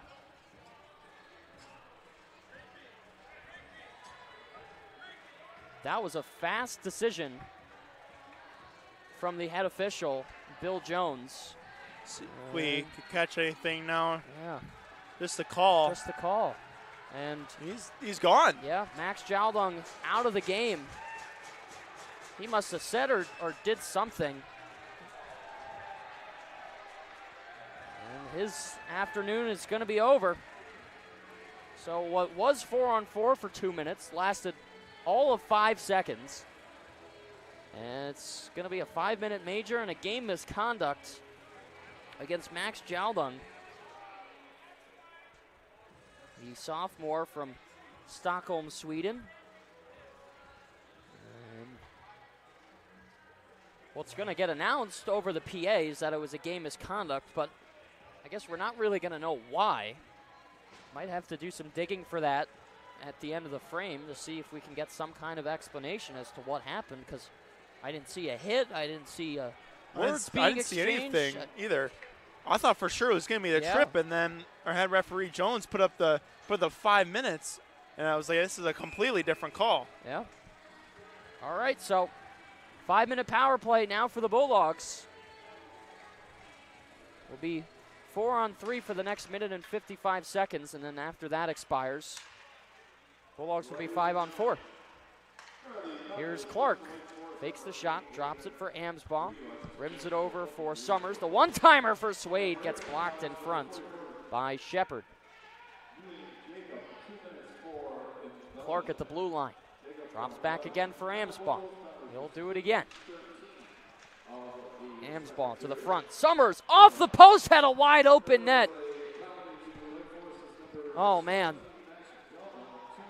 Brad Summers with enough space just hits the iron.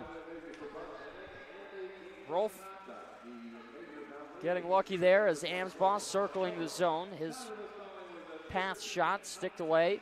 Back to the point for Clark. Amsbaugh in motion, gets it right back. A big pad save from Rolf. Cross crease.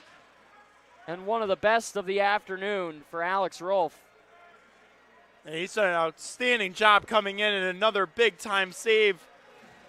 And it starts with a chance that it goes off the post, and then this is a sweet passing play. And, wow, just Amsbaugh not able to get all of it. Listen, the PA was announced as a butt ending. Okay. Actually, so. Must have been in the lower extremities or up in the face. I didn't see it, to be honest with you. We'll have to watch the replay back, as there's a heavy one-timer and a glove save by Rolf, denying Bannister at the top of the circle. That's two back-to-back massive stops. for the junior. Face off again, Bulldogs.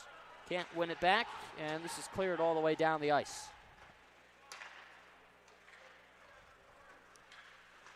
And Loretto with speed just stops at the blue line. Pitches it across for Saney. He'll peel it to Loretto. One-timer for O'Hannison. Just shelved it high. Saney a backhand dish for Loretto. Bannister again on the 1T. Stopped by Rolfe. And he can really let that thing fly. He's sitting in his office like he's Ovi. Unfortunately, not able to score any of those goals. And Rolfe, again, making a couple of great saves. I think he's been the highlight for sure out of this Lake Forest squad today. 25 shots, 25 saves for Alex Rolfe. As Loretto goes across for Matt Bannister. Up top, Loretto to Bannister again. And that one field goaled high over the goalpost. Drop pass for Loretto. Back for O'Hannison. Off for Loretto. Wrist shot just wide. Will carry out of the zone 4 seconds in the offsetting penalties. So the Bulldogs will still have 3 minutes and 6 seconds of power play time. As this is cleared all the way down the ice, Piros will come out of his crease to stop it. Has it on his forehand, spins back, and leaves it for Amsbaugh.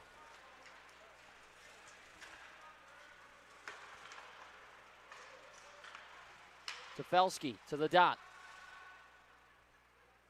Skates it around. Amsbaugh. His shot blocked and cleared all the way down again.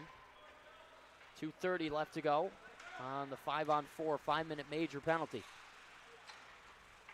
Clark releases to Amsbaugh. The saucer to Tefelsky. His toe drag taken away from him. And again cleared all the way down the ice.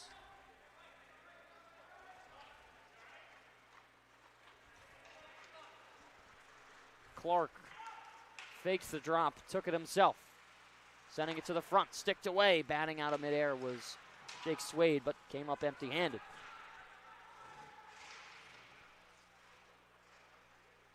Shallow corner is Swade. Amsbaugh forced on the glass. Will send it up top for Clark. Summers across for Amsbaugh, and the 1T just goes wide. Don't know if it was blocked in front or hit the outside of the net. Clark to Summers. Wrist shot shouldered away by Rolfe. Bulldogs throwing the kitchen sink at the Lake Forest goaltender. Summers to Amsbaugh. Still taking his time. A couple of chops. Off to the wing in Summers. Back to the boards is Amsbaugh. Up top, Clark, give and go with Amsbaugh. Returns it to him. Fakes the shot. Lets it go. A backhander. Big save from Rolfe. My goodness. Was down and out, but got a piece of it with the stick. Tefelsky to Clark. Back to Tefelsky. Steps in. Summers. Cross ice. They're looking for it, and it's just tipped wide.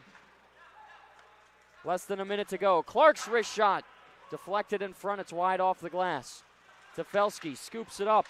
Driving. Amsbaugh. Fakes. No shot for him. Back to the top. Summers to the wing. Tefelsky shoots. It's stopped by Rolfe. Now underneath the red line. To Amsbaugh from a hard angle. And another big save by Rolfe. This kid's on fire right now.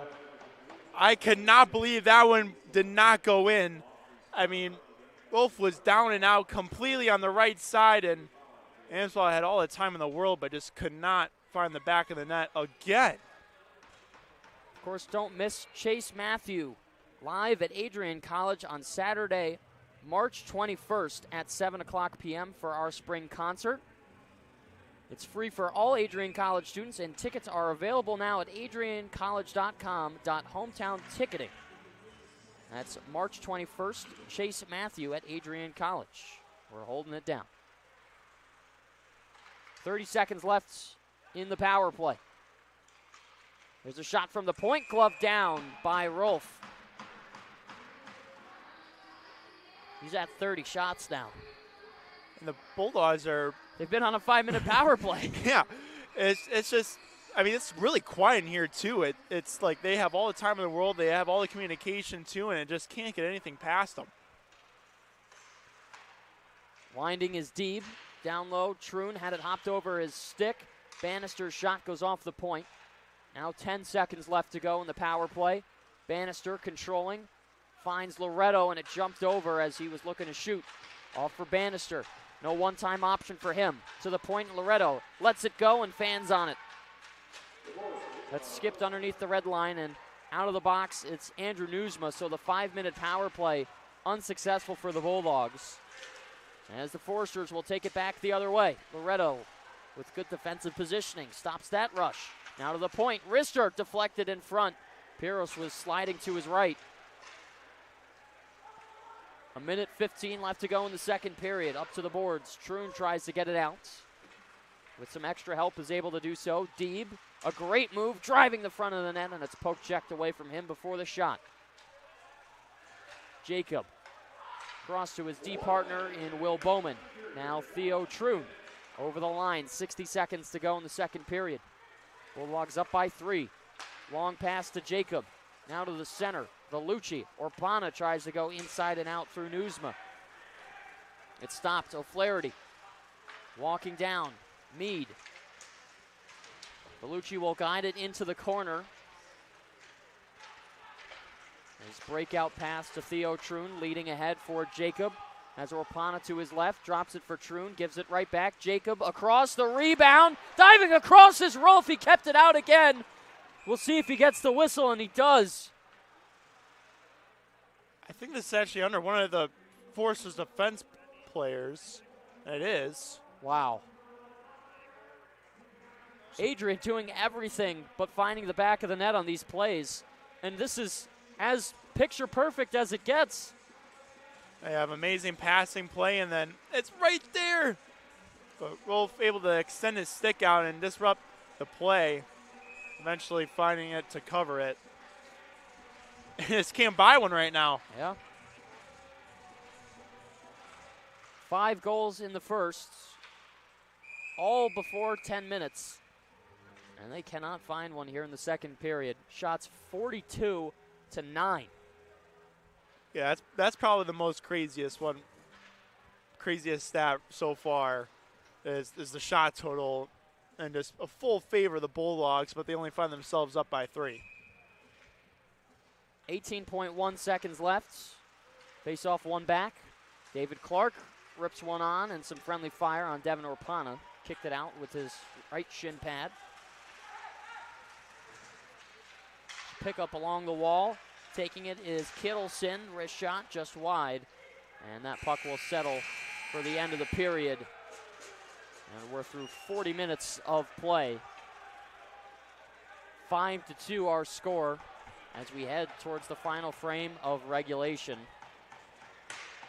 No goals that period for the Bulldogs, but one on the power play for Lake Forest. As we'll go through our scoring summary, only one to give you, and that's Max Jaudong, who also got tossed out of the game, a 5-minute major and a game misconduct for butt ending. But his goal at 4:50 in the second period on the power play, assisted by Will Shepard and Logan Kittleson, making this a 5-2 game as we head to the third period. And there's certainly a bunch of chances for the Bulldogs, but they just could not find a break. And before we get to the end of the second period, a performance from our Adrian College synchronized skating team. Ladies and gentlemen, please welcome to the ice the Adrian College Collegiate Synchronized Skating Team. They are prepared to be the Western Sectional Championships every day. Today, they'll be performing their free skate to music from The Joker.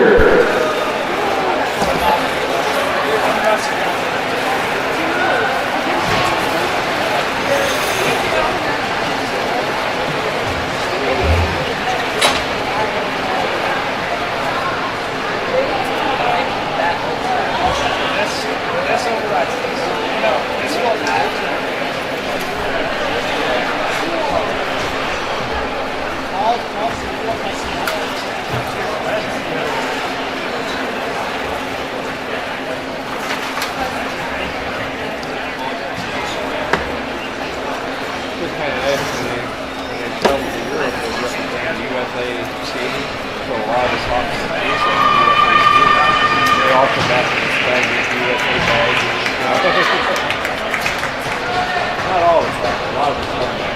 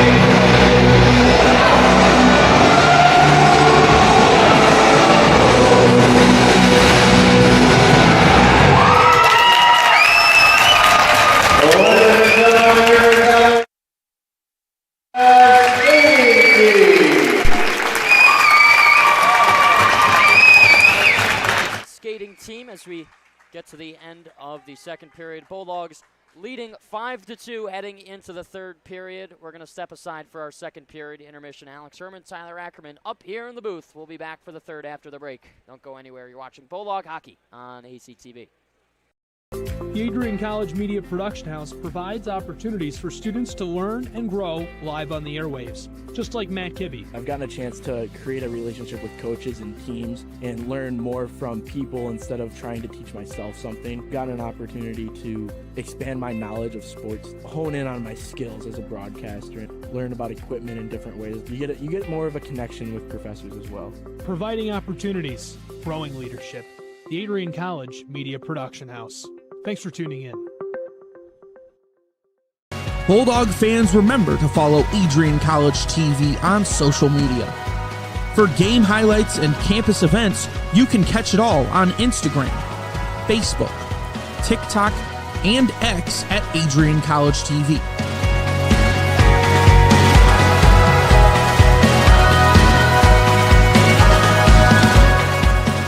Don't forget to subscribe to our YouTube channel to catch all our future streams live and support your Bulldogs.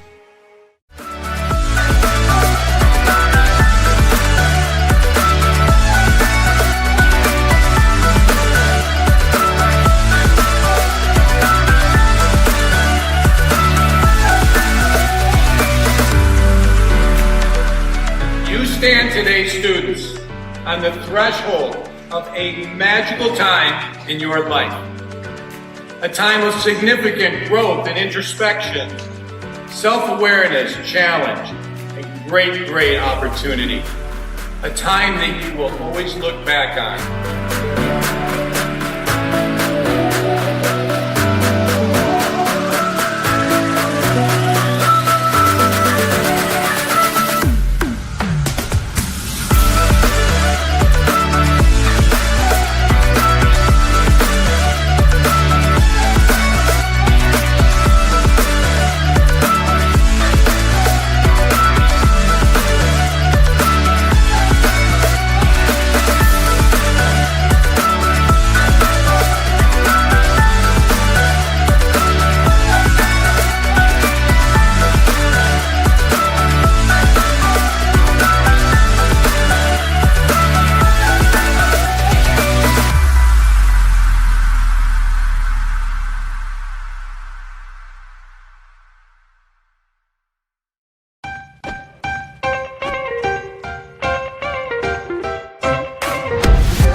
I'm a special ed social worker. And I'm a third-year public affairs major. I'm an action filmmaker. Jevy is like a consolidated platform where I can have focused information in a couple swipes. You can be another small voice that adds to a beautiful space. That's what I'm here for.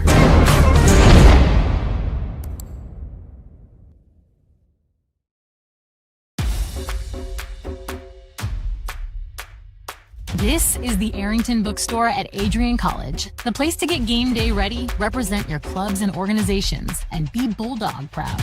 With a wide selection of merchandise and a smile at every visit, stop by inside the Kane Student Center to pick up your Adrian College wares and make it another great day to be a Bulldog.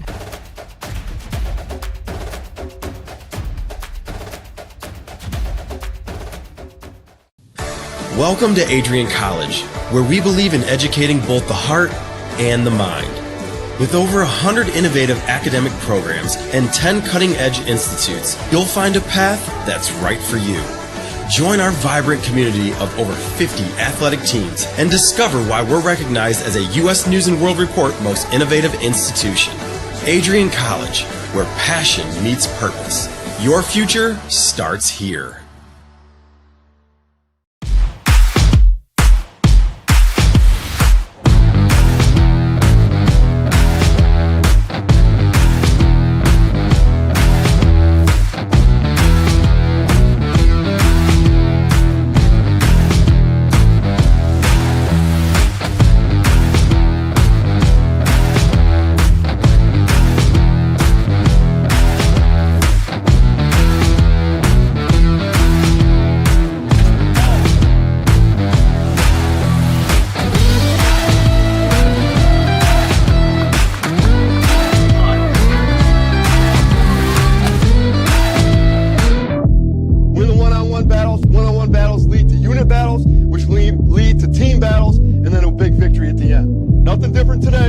Every day, all right? Love you guys. Win on 3. Ready? 1, 2, 3. Let's go.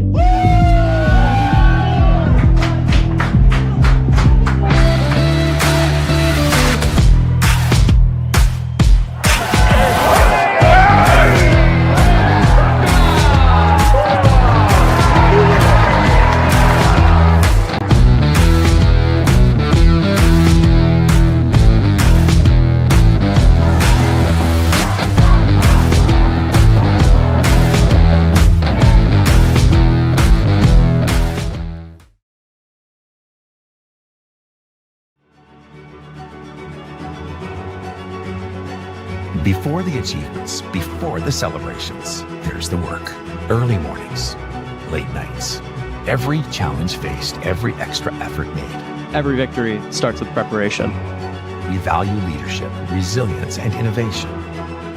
No victory without work. Because success isn't given, it's earned. Welcome to Adrian College. Hi, I'm Aubrey Morgan, the current student government president here at Adrian College. I chose Adrian College because of the campus size. Campus feels like a fun, energetic community where everyone knows each other. If you want to see what Adrian has to offer for you, you can schedule an in-person visit at adrian.edu/campus-visit.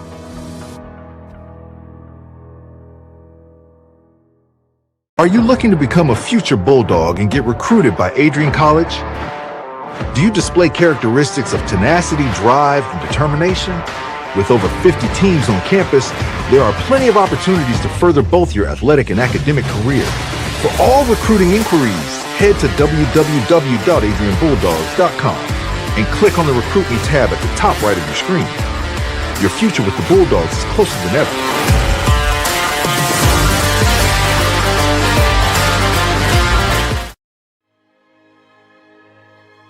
Adrian College is a private liberal arts institution known for its diverse academic programs, strong emphasis on experiential learning, vibrant campus life, and commitment to fostering a supportive community.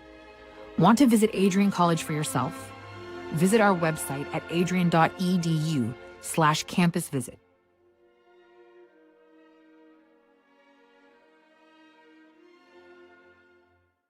Ready to elevate your game? At Adrian College, our athletes strive for excellence on and off the field.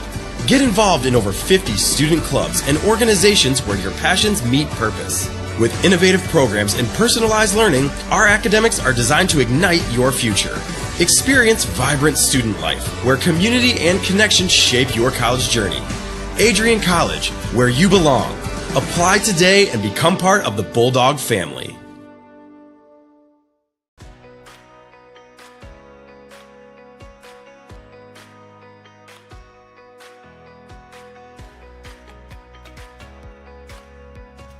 These students who have worked so hard to achieve what so many never achieve. This evening you join the select company of people who hold a baccalaureate degree or a master's degree. You join a privileged group of individuals, a minority of persons in this country, and an even smaller fraction from around the world who have had both the opportunity to pursue higher education and the intelligence, discipline, and determination to reach this goal. You should be very proud. I will unquestionably miss being an Adrian College Bulldog. I will miss the pink flowers that light up the campus each spring, the dining halls that prompt exchanges of, "How's your day been?" after a long day of classes, and the sporting events that fill students with pride. I will miss the way this campus instantly feels like home each time I set foot on that Bulldog mile. Ready? 1, 2, 3.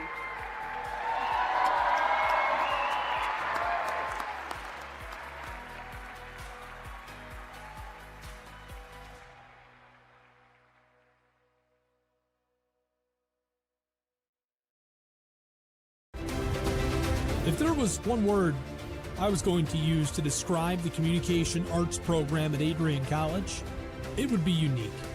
Students find themselves on the radio, in front of and behind the camera, and directing their own programs. Students learn in a personalized environment that sets them up for a world of opportunities. Are you ready for your moment in the limelight? Learn more about the Rush Communications Center and Adrian College's communications program by visiting adrian.edu today.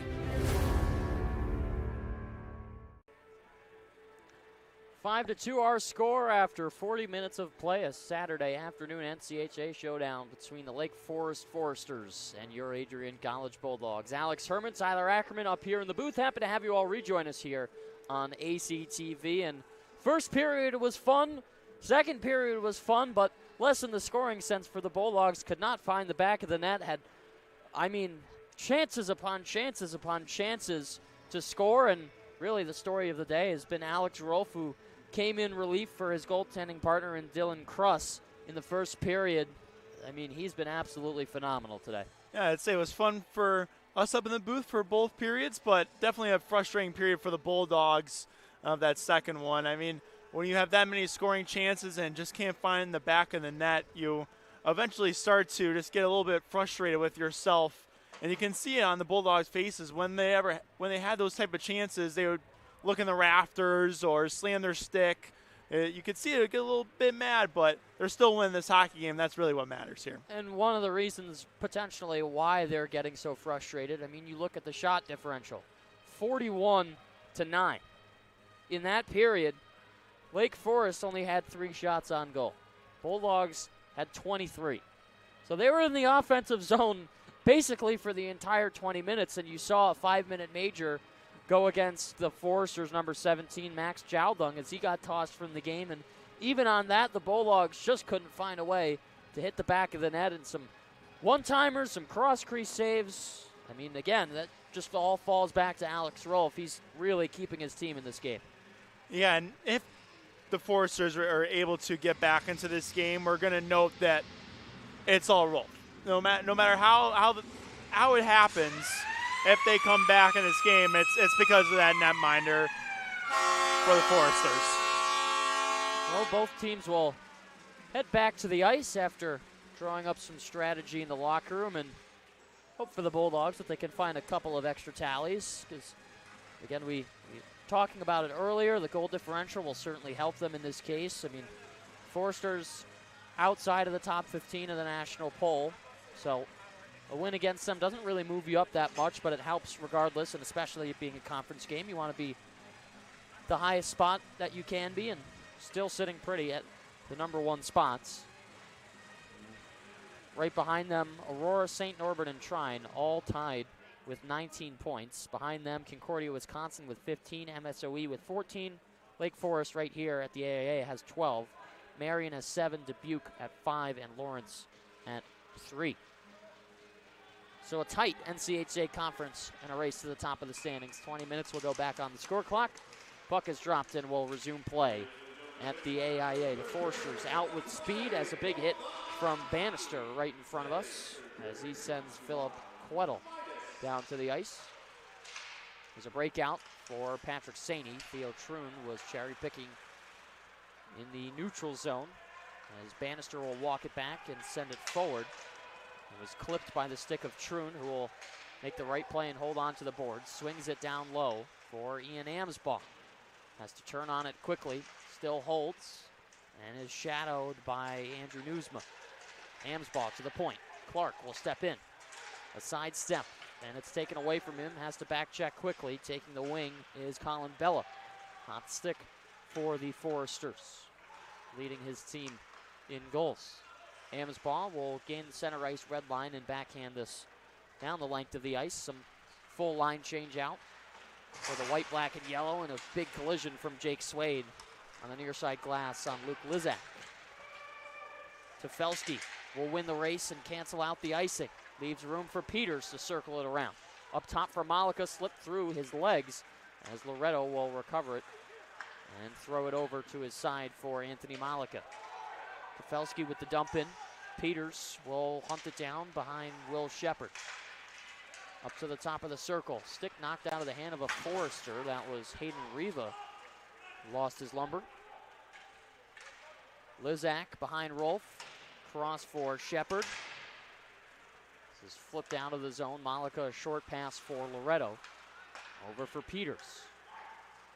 Drop pass for Swade down the wing. Tefelsky to the middle. Looked to fire a shot, but blocked off his stick. Will get around the body of Peters. And Malika will throw it behind for Ben Loretto. Loretto across for Malika. Takes the center ice red line and dumps it deep. Decides to go for a change as Summers will force it back down the wall. Deep trying to find the puck from Jonah Copra. A turnover from Summers in the hash mark. Deeb off the post. It stayed out. That one looked like it went in. But again, the iron ringing its sweet music.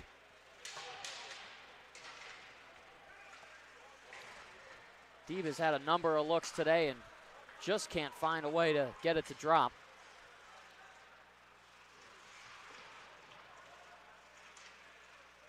Bowman will stop it in the corner. It's 1-on-3 as it kicks out for O'Hannison. Up top to Deeb. Too far out of his reach. Back to the neutral zone. A feed off for Kittleson. Changing possession back to the blue line. Bella will backhand it towards Piros. Canceled out. Here's a long stretch feed from Jacob looking for O'Hannison. As it's Rolf who plays the puck behind his goal cage. Back to the neutral zone we go. Foucher with speed. In between the dots, lost it, never saw a shot coming. This is leapt all the way down the ice, and it's whistled at 16:28 for icing. Catch the replay of this post shot from Deeb. I mean, it's good pressure from the Bulldogs, you can see, but it's again another turnover, and just not able to get that one fully on net. It was a great shot selection, skating right and shooting back across the green to the left. And luckily for Rolf, it goes past him, but off the post. Bannister to the wall, held at the blue line by Newsma. Wrist shot stopped in the glove of Piros. Clark gets tangled up for a moment with Friarmouth. And the officials will step in to move everybody away. I like that it's not as physical as it was yesterday. I mean, the game at certain points really started to get out of hand. And we're not seeing that same style of play today, which is certainly good. Back to the point, quick move, shoved over the top of the net. The rebound off the pad of Piros. He's on his backside. Quick move and a block from Loretto. Got right in front of that one. Veteran play by number 4, the junior, Ben Loretto. As that high wrister over the top of the net. Malika in the corner. Puck is sent around the half wall. Loretto takes a shot, leaves it for Malika. And the slip pass for Lovasek. Doesn't catch.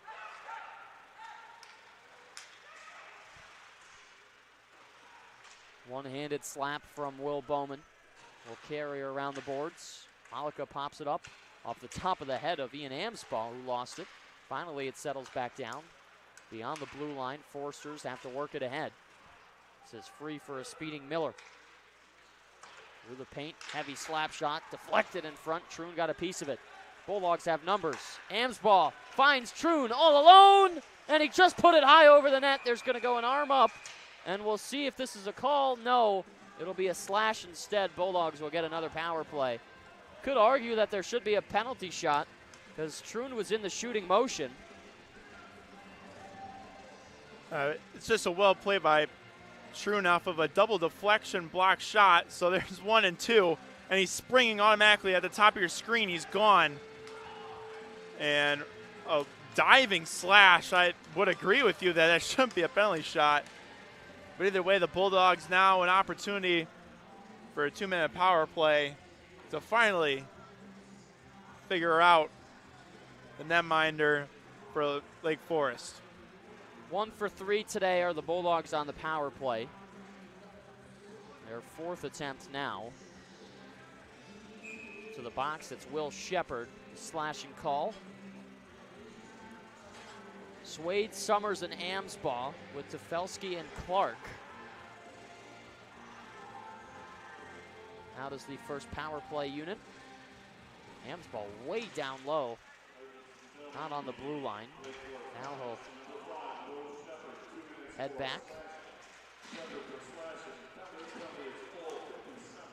It's turned over in the neutral zone as Jake Swade will take charge. Here he goes.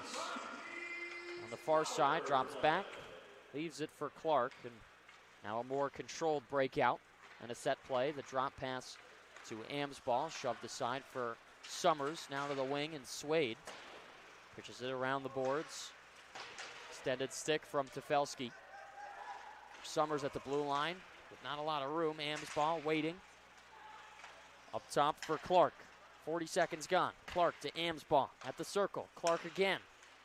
Summers shoots, and it's stopped by Rolf. Saw it all the way from blade to chest. 14-14 left to go here in the third. Yeah, it's all because Swade was in front of the net, but he was getting pushed to the left, and a shot from Summers goes the opposite direction, and that's why Rolf was able to see that one all the way.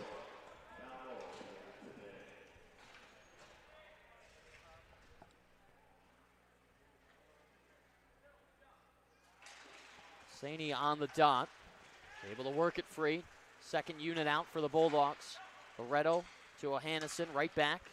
He'll open up, find O'Hannison again. Top of the circle, down low. One-timer in front. Saney with the shot, shouldered away by Rolf. Another in-tight save for number 31. Bannister to Loretto, fakes it. O'Hannison to the middle, crossed over, and it's sticked away. Bannister from a tight area gets it back down low to the right corner. Troon will circle back. Opens up, Saney's pass canceled out, and the miscue will go all the way down the ice. Piros to in between the slot, and we'll leave it for Loretto. 25 seconds remaining on the power play. Loretto at his own blue line, now to the middle. Swings it around the boards. Motion stopped by Rolf. He'll slow the play down. Kicked away by Troon. Gathered on the wall. Loretto keeps it in. His backhand over the head of Saney. Clearing attempt is successful, and that'll do it for the Bulldog power play. Now 1 for 4 on the day.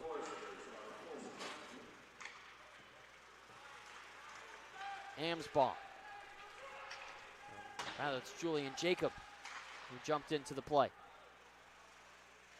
Lovasek to Sorensen on the circle, sticked away on the wrist shot. That was Rolf. Orpana shielding is shadowed by Kittleson. Lost control of it, still tries to fight for it. And this is going to draw a call. Bulldogs are going to go back to the kill. Orpana just getting too aggressive from behind. And he's going to get called for a hook. He was getting held in the zone, and that puck goes down, and he unfortunately just gets his stick right in the hands of the Forester offenseman. And it's an easy call for the officials every day of the week. That's one that is an obvious hook. And again, they scored on the last power play that they had, and now another chance for the Lake Foresters. So they gained another one. Blue line, dished across. Now rotated down low. Some quick passing from the Foresters. Up top for Quettle, and a glove save, flashing the leather. How about that from Ryan Piros? Yeah, that's a huge save too, especially with that one coming up high on him. Is able to get his glove real quick as we're going to catch the replay. It's, again, the nice passing work, but this time he's able to see the puck all the way. He's got no screen in front of the net. As you can tell, no screen, and he's able to see it all the way, and he's able to get his glove on it. Vellucci, his breakout pass stopped, but it'll fall back down for Summers. Vellucci trying to stick handle in a phone booth, and the takeaway from Foucher. And the Foresters off sides. Will take the face-off in the neutral zone. And Tyre Picator's out there too for the Bulldogs, so it's a huge whistle that they were able to get a full line change.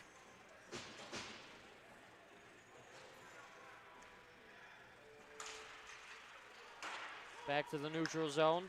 Shepard gets a return feed. 30 seconds gone in their power play.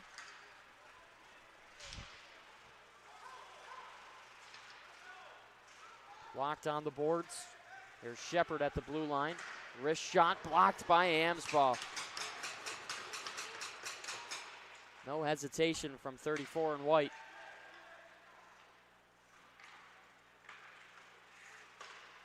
Top of the dot, cross ice feed. Wrist shot off the outside of the boards. Back in front as Malika is able to punch it out of the zone, and Rolf will send it back to his blue line. Able to connect with Mead, who is hassled by Amsbaugh, decides to go for a change. 42 seconds left in the power play. Shepard over the line, will rim it around the boards. Piros tried to stop it, but it was too far out of his reach. And this is dumped all the way down, 30 seconds now.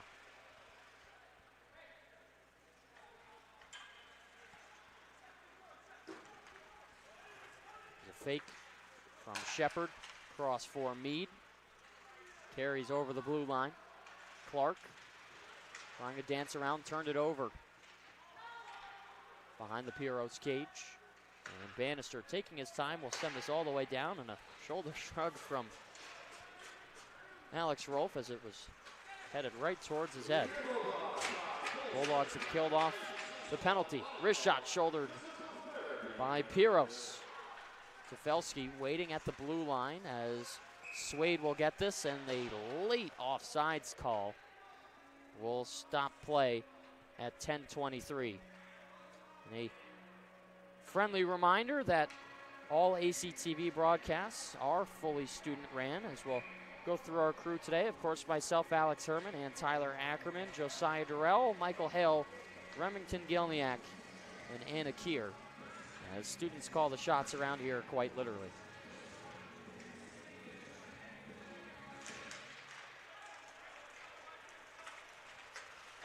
Nearing the halfway point here in the third period. So this puck in the neutral zone. Copra is able to advance it forward. Side pass intended for Bowman. Now to the bottom of the circle. Sharp angle shot. Great save by Piros. Might have lost his balance at the last second, but kept it out. As this is tumbled over the blue line, there's going to be a delayed call here. And I think the Bulldogs are going to go to the power play again. As the Foresters touched up, the whistle went. It's going to be a slashing call against Trevor Foucher, who will have to sit for the next 2 minutes. He was not happy about that call at all.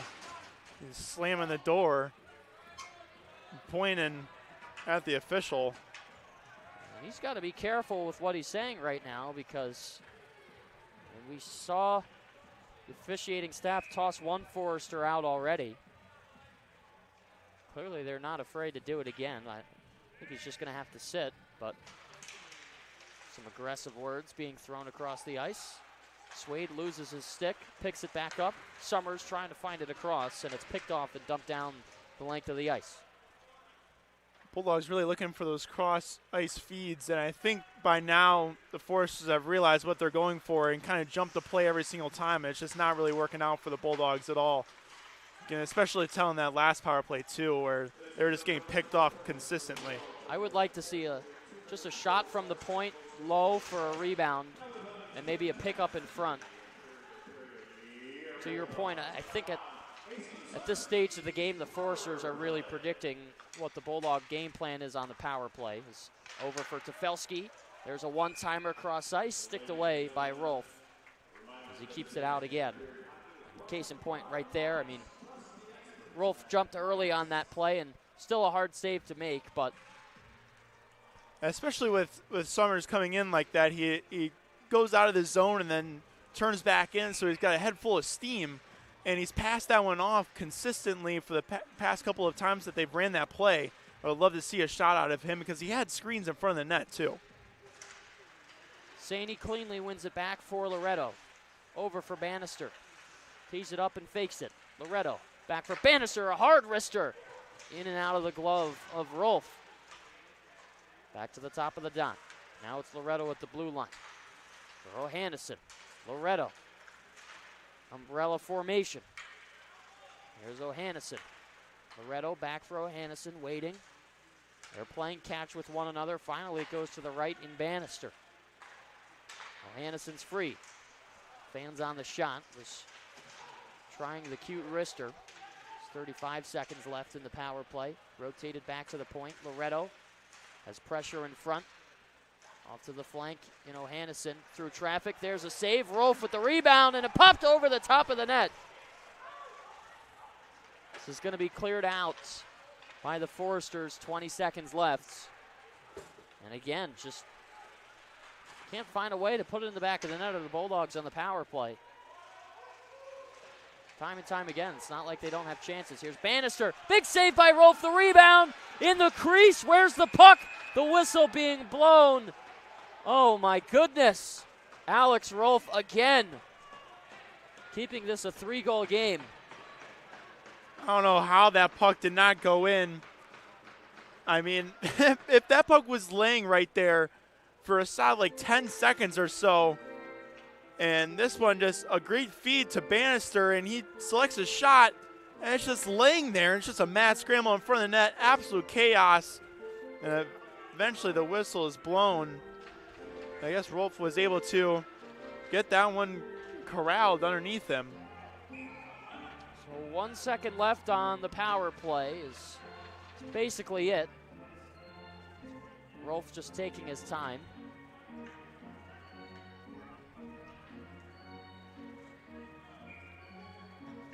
Finally, we get the okay to resume to the action.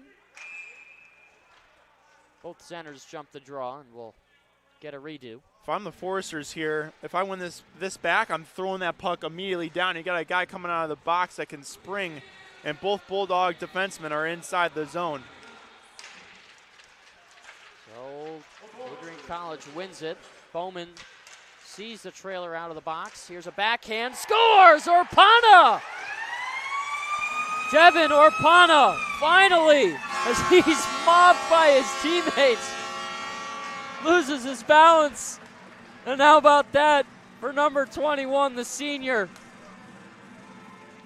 I mean, finally is exactly how you said it. And this is a good move, and he's going left and he goes low to the right, absolutely fooling Rolf. And it was due. It was due to say the least, and Orpana finally finds the back of the net for the Bulldogs, and they extend their lead now to 4. So if our statistics are correct, that is Devin Orpana's first goal since the 23-24 season.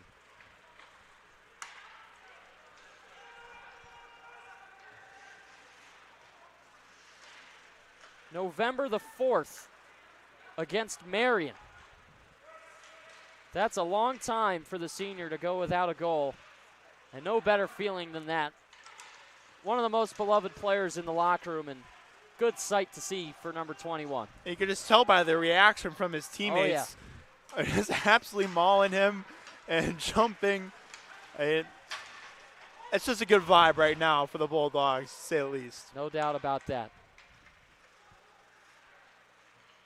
So for the first time today, Alex Rolf beaten on a shot, as here's Loretto is free, looks to the backhand, pitches it through, the rebound pops out as Rolf was spun into a pretzel, loses his stick there. Will get a replacement from one of his partners as this is sent to the top of the point through traffic and blocked. Rolf seeing 39 shots and stopping 38. He's had a heck of a day.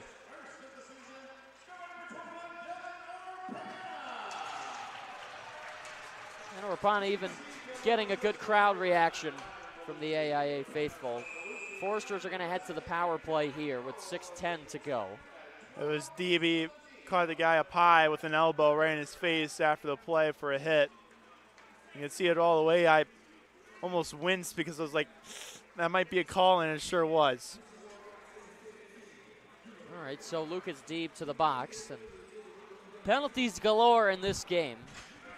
Bulldogs. Deja vu from yesterday. Yes. We asked them not to take penalties, and they decided that they didn't want to listen.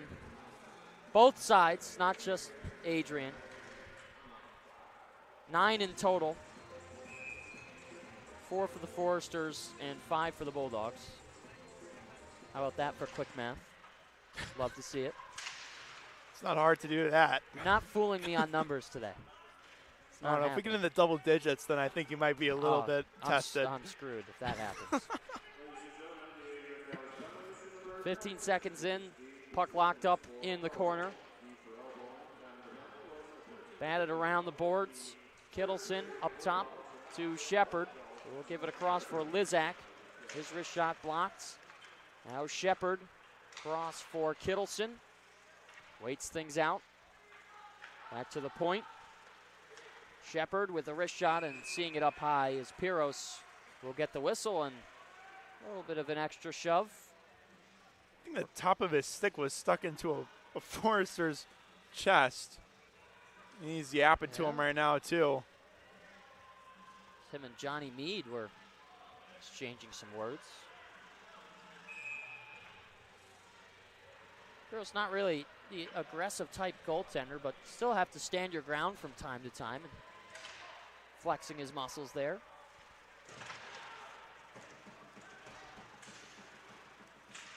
Saney with a good play at the blue line is able to dig it free over the line. And now it's Philip Quettle. Skated all the way behind Rolf.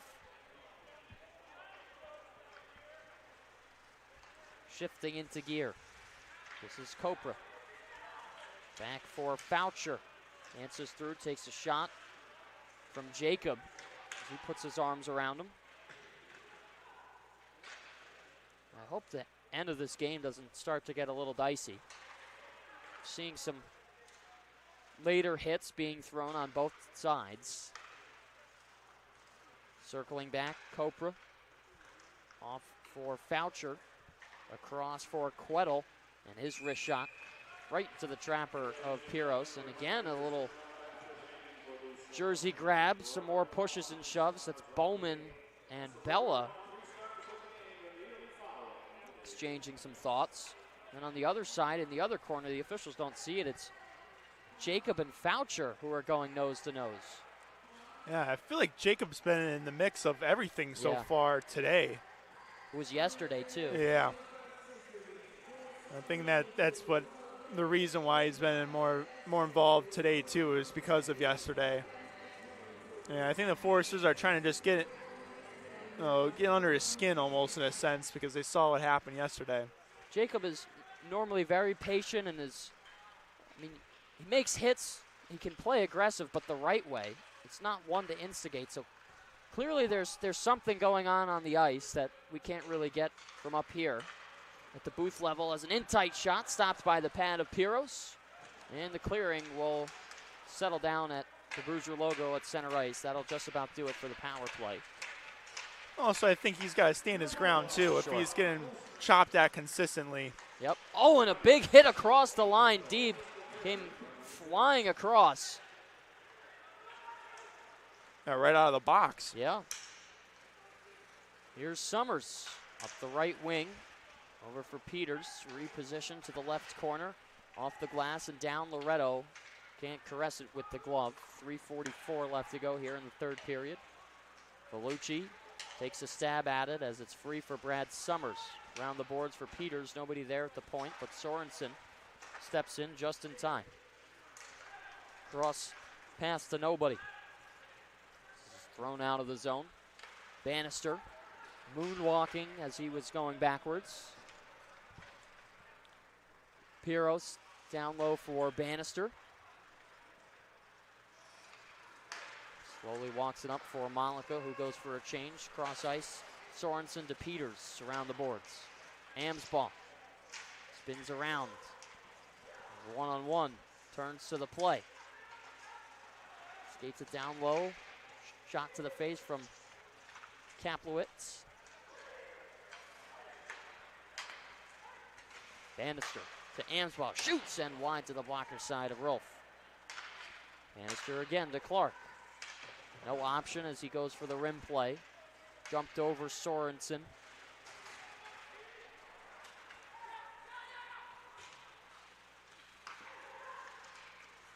Clark's pass is tipped down. Bannister with a big reverse hit underneath the goal line. Back to the neutral zone. Holding is Newsma. Up ahead for Mead.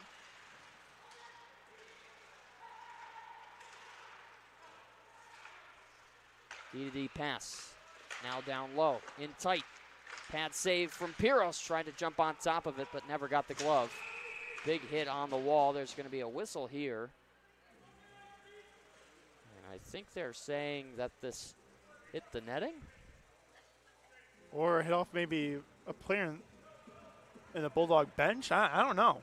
It's definitely quieted down a little bit here this last remaining minutes. I think everybody on the ice kind of just wants to be done with this game and into the locker room. Less than 2 minutes to go as the Bulldogs trying to close out a nice weekend. Looking for their first sweep since the last 2 games of the semester against Hiram. Bowman to Jacob, and that'll hit the protective netting. It's out of play.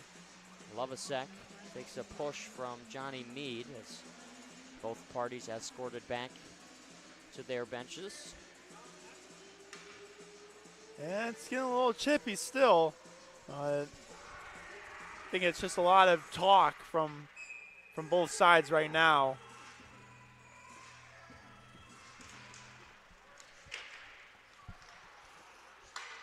Jacob opens up and fires this puck all the way down. It's going to be icing, so we'll stop again with 1:26 left to go.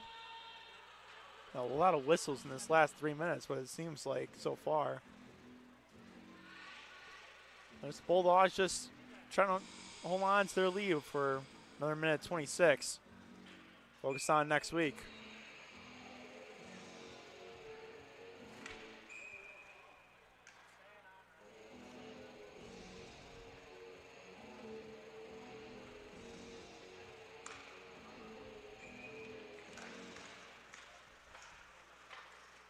Minute 22 left to go here, and another Bulldog team taking on the Foresters across a couple of state borders. Our NCAA women's team also playing the Foresters, as we're going to get a penalty being called here. But yesterday beat the Foresters 5-2 and won today 6-0 to sweep their weekend on the road. Over in Lake Forest, Illinois, as here we go. We got some extra action. Everybody grabbing a dance partner as fists are flying. Bodies going everywhere.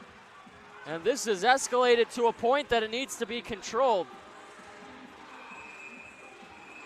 Orpana in the mix. Lovasek is there. Bowman is taken out. Did not foresee this happening.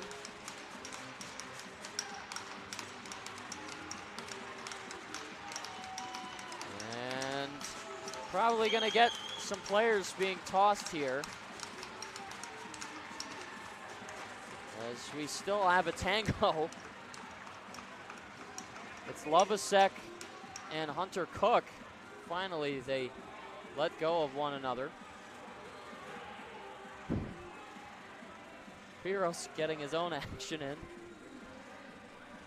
You know, Rolf was sitting right at the NCAA logo on our left side. Couldn't see it on the screen, but he was just sitting there, kind of little trying to get him maybe involved. I don't know. It was kind of just staring at Piros across the ice.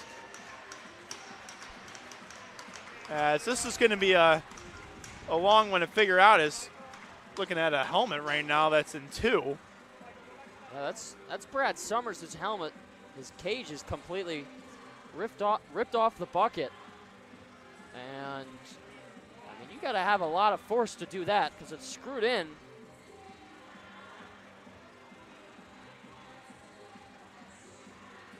Trying to figure out who's this what.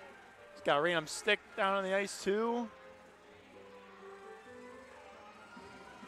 Pieces and bodies flying everywhere. And Piros, he's just sitting there with his stick.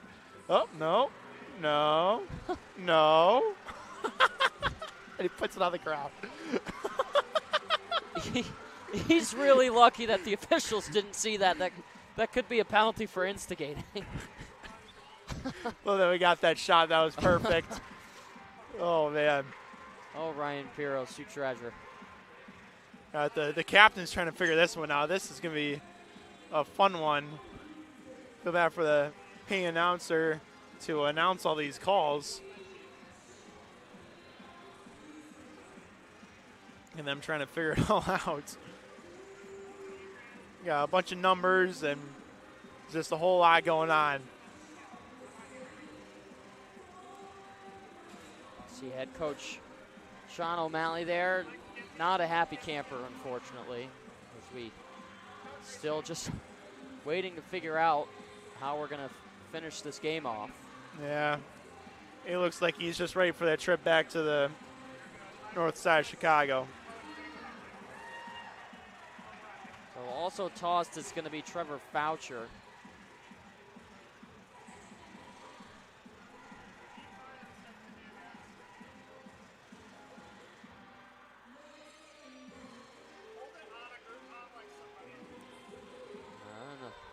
Minute 12 left to go in this one, and we should be done by now at this point. I'm thinking just run out the clock. Yeah. Because especially with what just happened, you don't want this next minute 12 to have anything extra going on, and I bet you there will be something. Let's hope there's not. Honestly, for both sides. Just, yeah. There's no need for it. I mean, you get through the whole weekend. Tempers, of course, flaring. It's like play 4-on-4 the 5 minute for Lake Forest.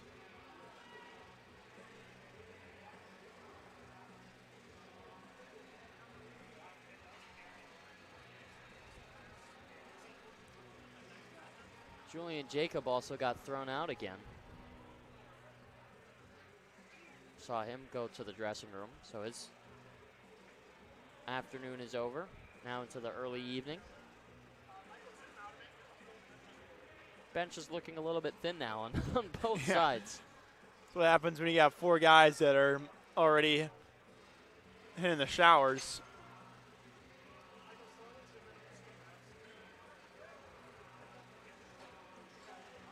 Intrigued to see what this 5-minute call on Lake Forest is.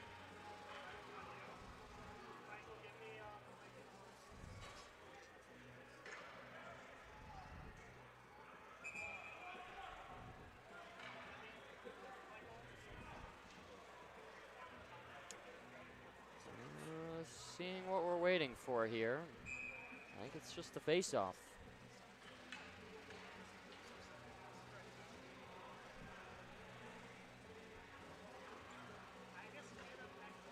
Well, after a number of minutes of waiting, finally we can resume our play. And we're 4-on-4 till the end of the period. This is hard around for Sorensen. 60 seconds left. Sorensen to the wing, stops and plays it through for Bannister. Locked on the half wall. Pinched up ahead. Forster's glassing out. So a drop in front of Swade. Over for Malika. Bannister jumped over the pass. Glass and deep as we get 30 seconds left. Andrew Newsma. Riva will carry through center ice. Backhand tumbling towards the board. Stopping on it is Quettle. A takeaway from Bannister.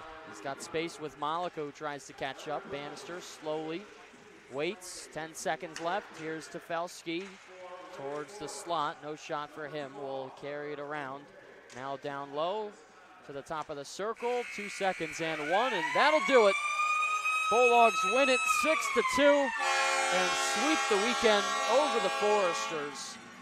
A much needed 2-game tilt to get back in the win column. That first 10 minutes of that first period is what really became the deciding factor. It was just a quick start from the Bulldogs with 3 in the first 5 and then 2 in the second 5, and after that it was basically all Alexander Roll for Lake Forest. An overall solid win for the Bulldogs. Well, I think the Bulldogs will get 2 out of the 3 stars of the game. The other one like you were starting to say, is going to belong to Alex Rolfe. 39 for 40 on the day and didn't even play the full game.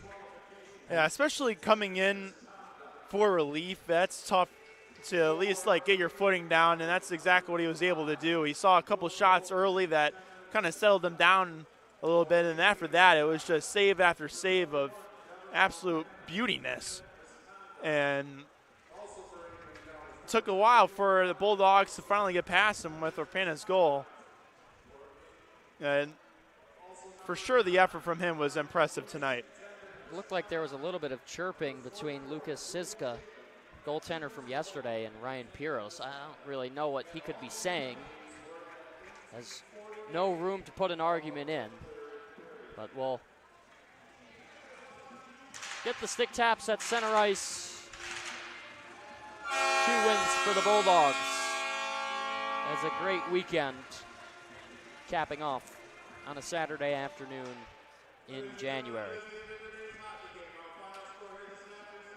And played amazing. I mean, really just that 10 minutes is what made this game just taken out of everything. I mean, 5 goals, first 10, it just was awesome to see that type of level of effort from the Bulldogs right away that typically sometimes have slower starts and where they don't necessarily score in the first and then come back late.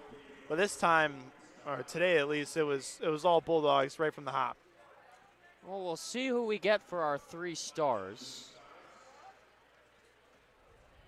I only see 1 Bulldog at the door. And my guess is it's probably because Orpana has already gone to the locker room, but I would have to assume that he's going to get a start today. A goal and an assist for 2 points. As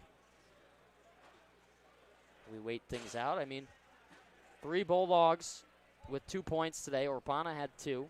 Ohannesson had a goal and assist. Vellucci had 2 assists.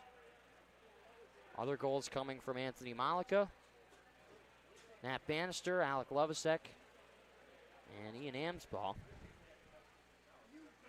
Don't really know what the holdup is here for the 3 stars. It's just Ohannesson who's down at that side, so we know that he's going to get 1. It's a question of what position it's in. Also might be because Orpana is already in the locker room since he got kicked out with those 2 minutes left. So let's see.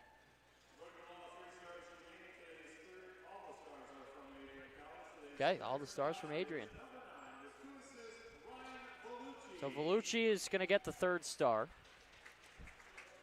And I would imagine that Orpana. There you go. Good for Devin Orpana. Gets the 2nd star of the game, and Jack Ohannesson, the 1st star of the game. I'll get the unofficial 4th star to Alex Rolfe. 39 out of 40 shots. Yeah, he really deserved a star for sure with that performance, especially coming in relief. It's tough, and he rose to the occasion, to say the least. Looking ahead, the Bulldogs, the next 2 weeks on the road. January 23rd and 24th, they're at Dubuque over in Iowa. Those games at 3 p.m. both of those days. And the following week, the big test against the always strong St. Norbert. Those contests January 30th and 31st on the road, 8 p.m. and 5 p.m. You'll have to tune into the road broadcast for those games, and that's going to be big for the Bulldogs if they can try and find some points against Norbert as we get closer to playoff time. Final score, 6-2 out of 60 minutes. Bulldogs sweep the weekend over Lake Forest as we close a great weekend of hockey. Alex Herman, Tyler Ackerman signing off for the weekend.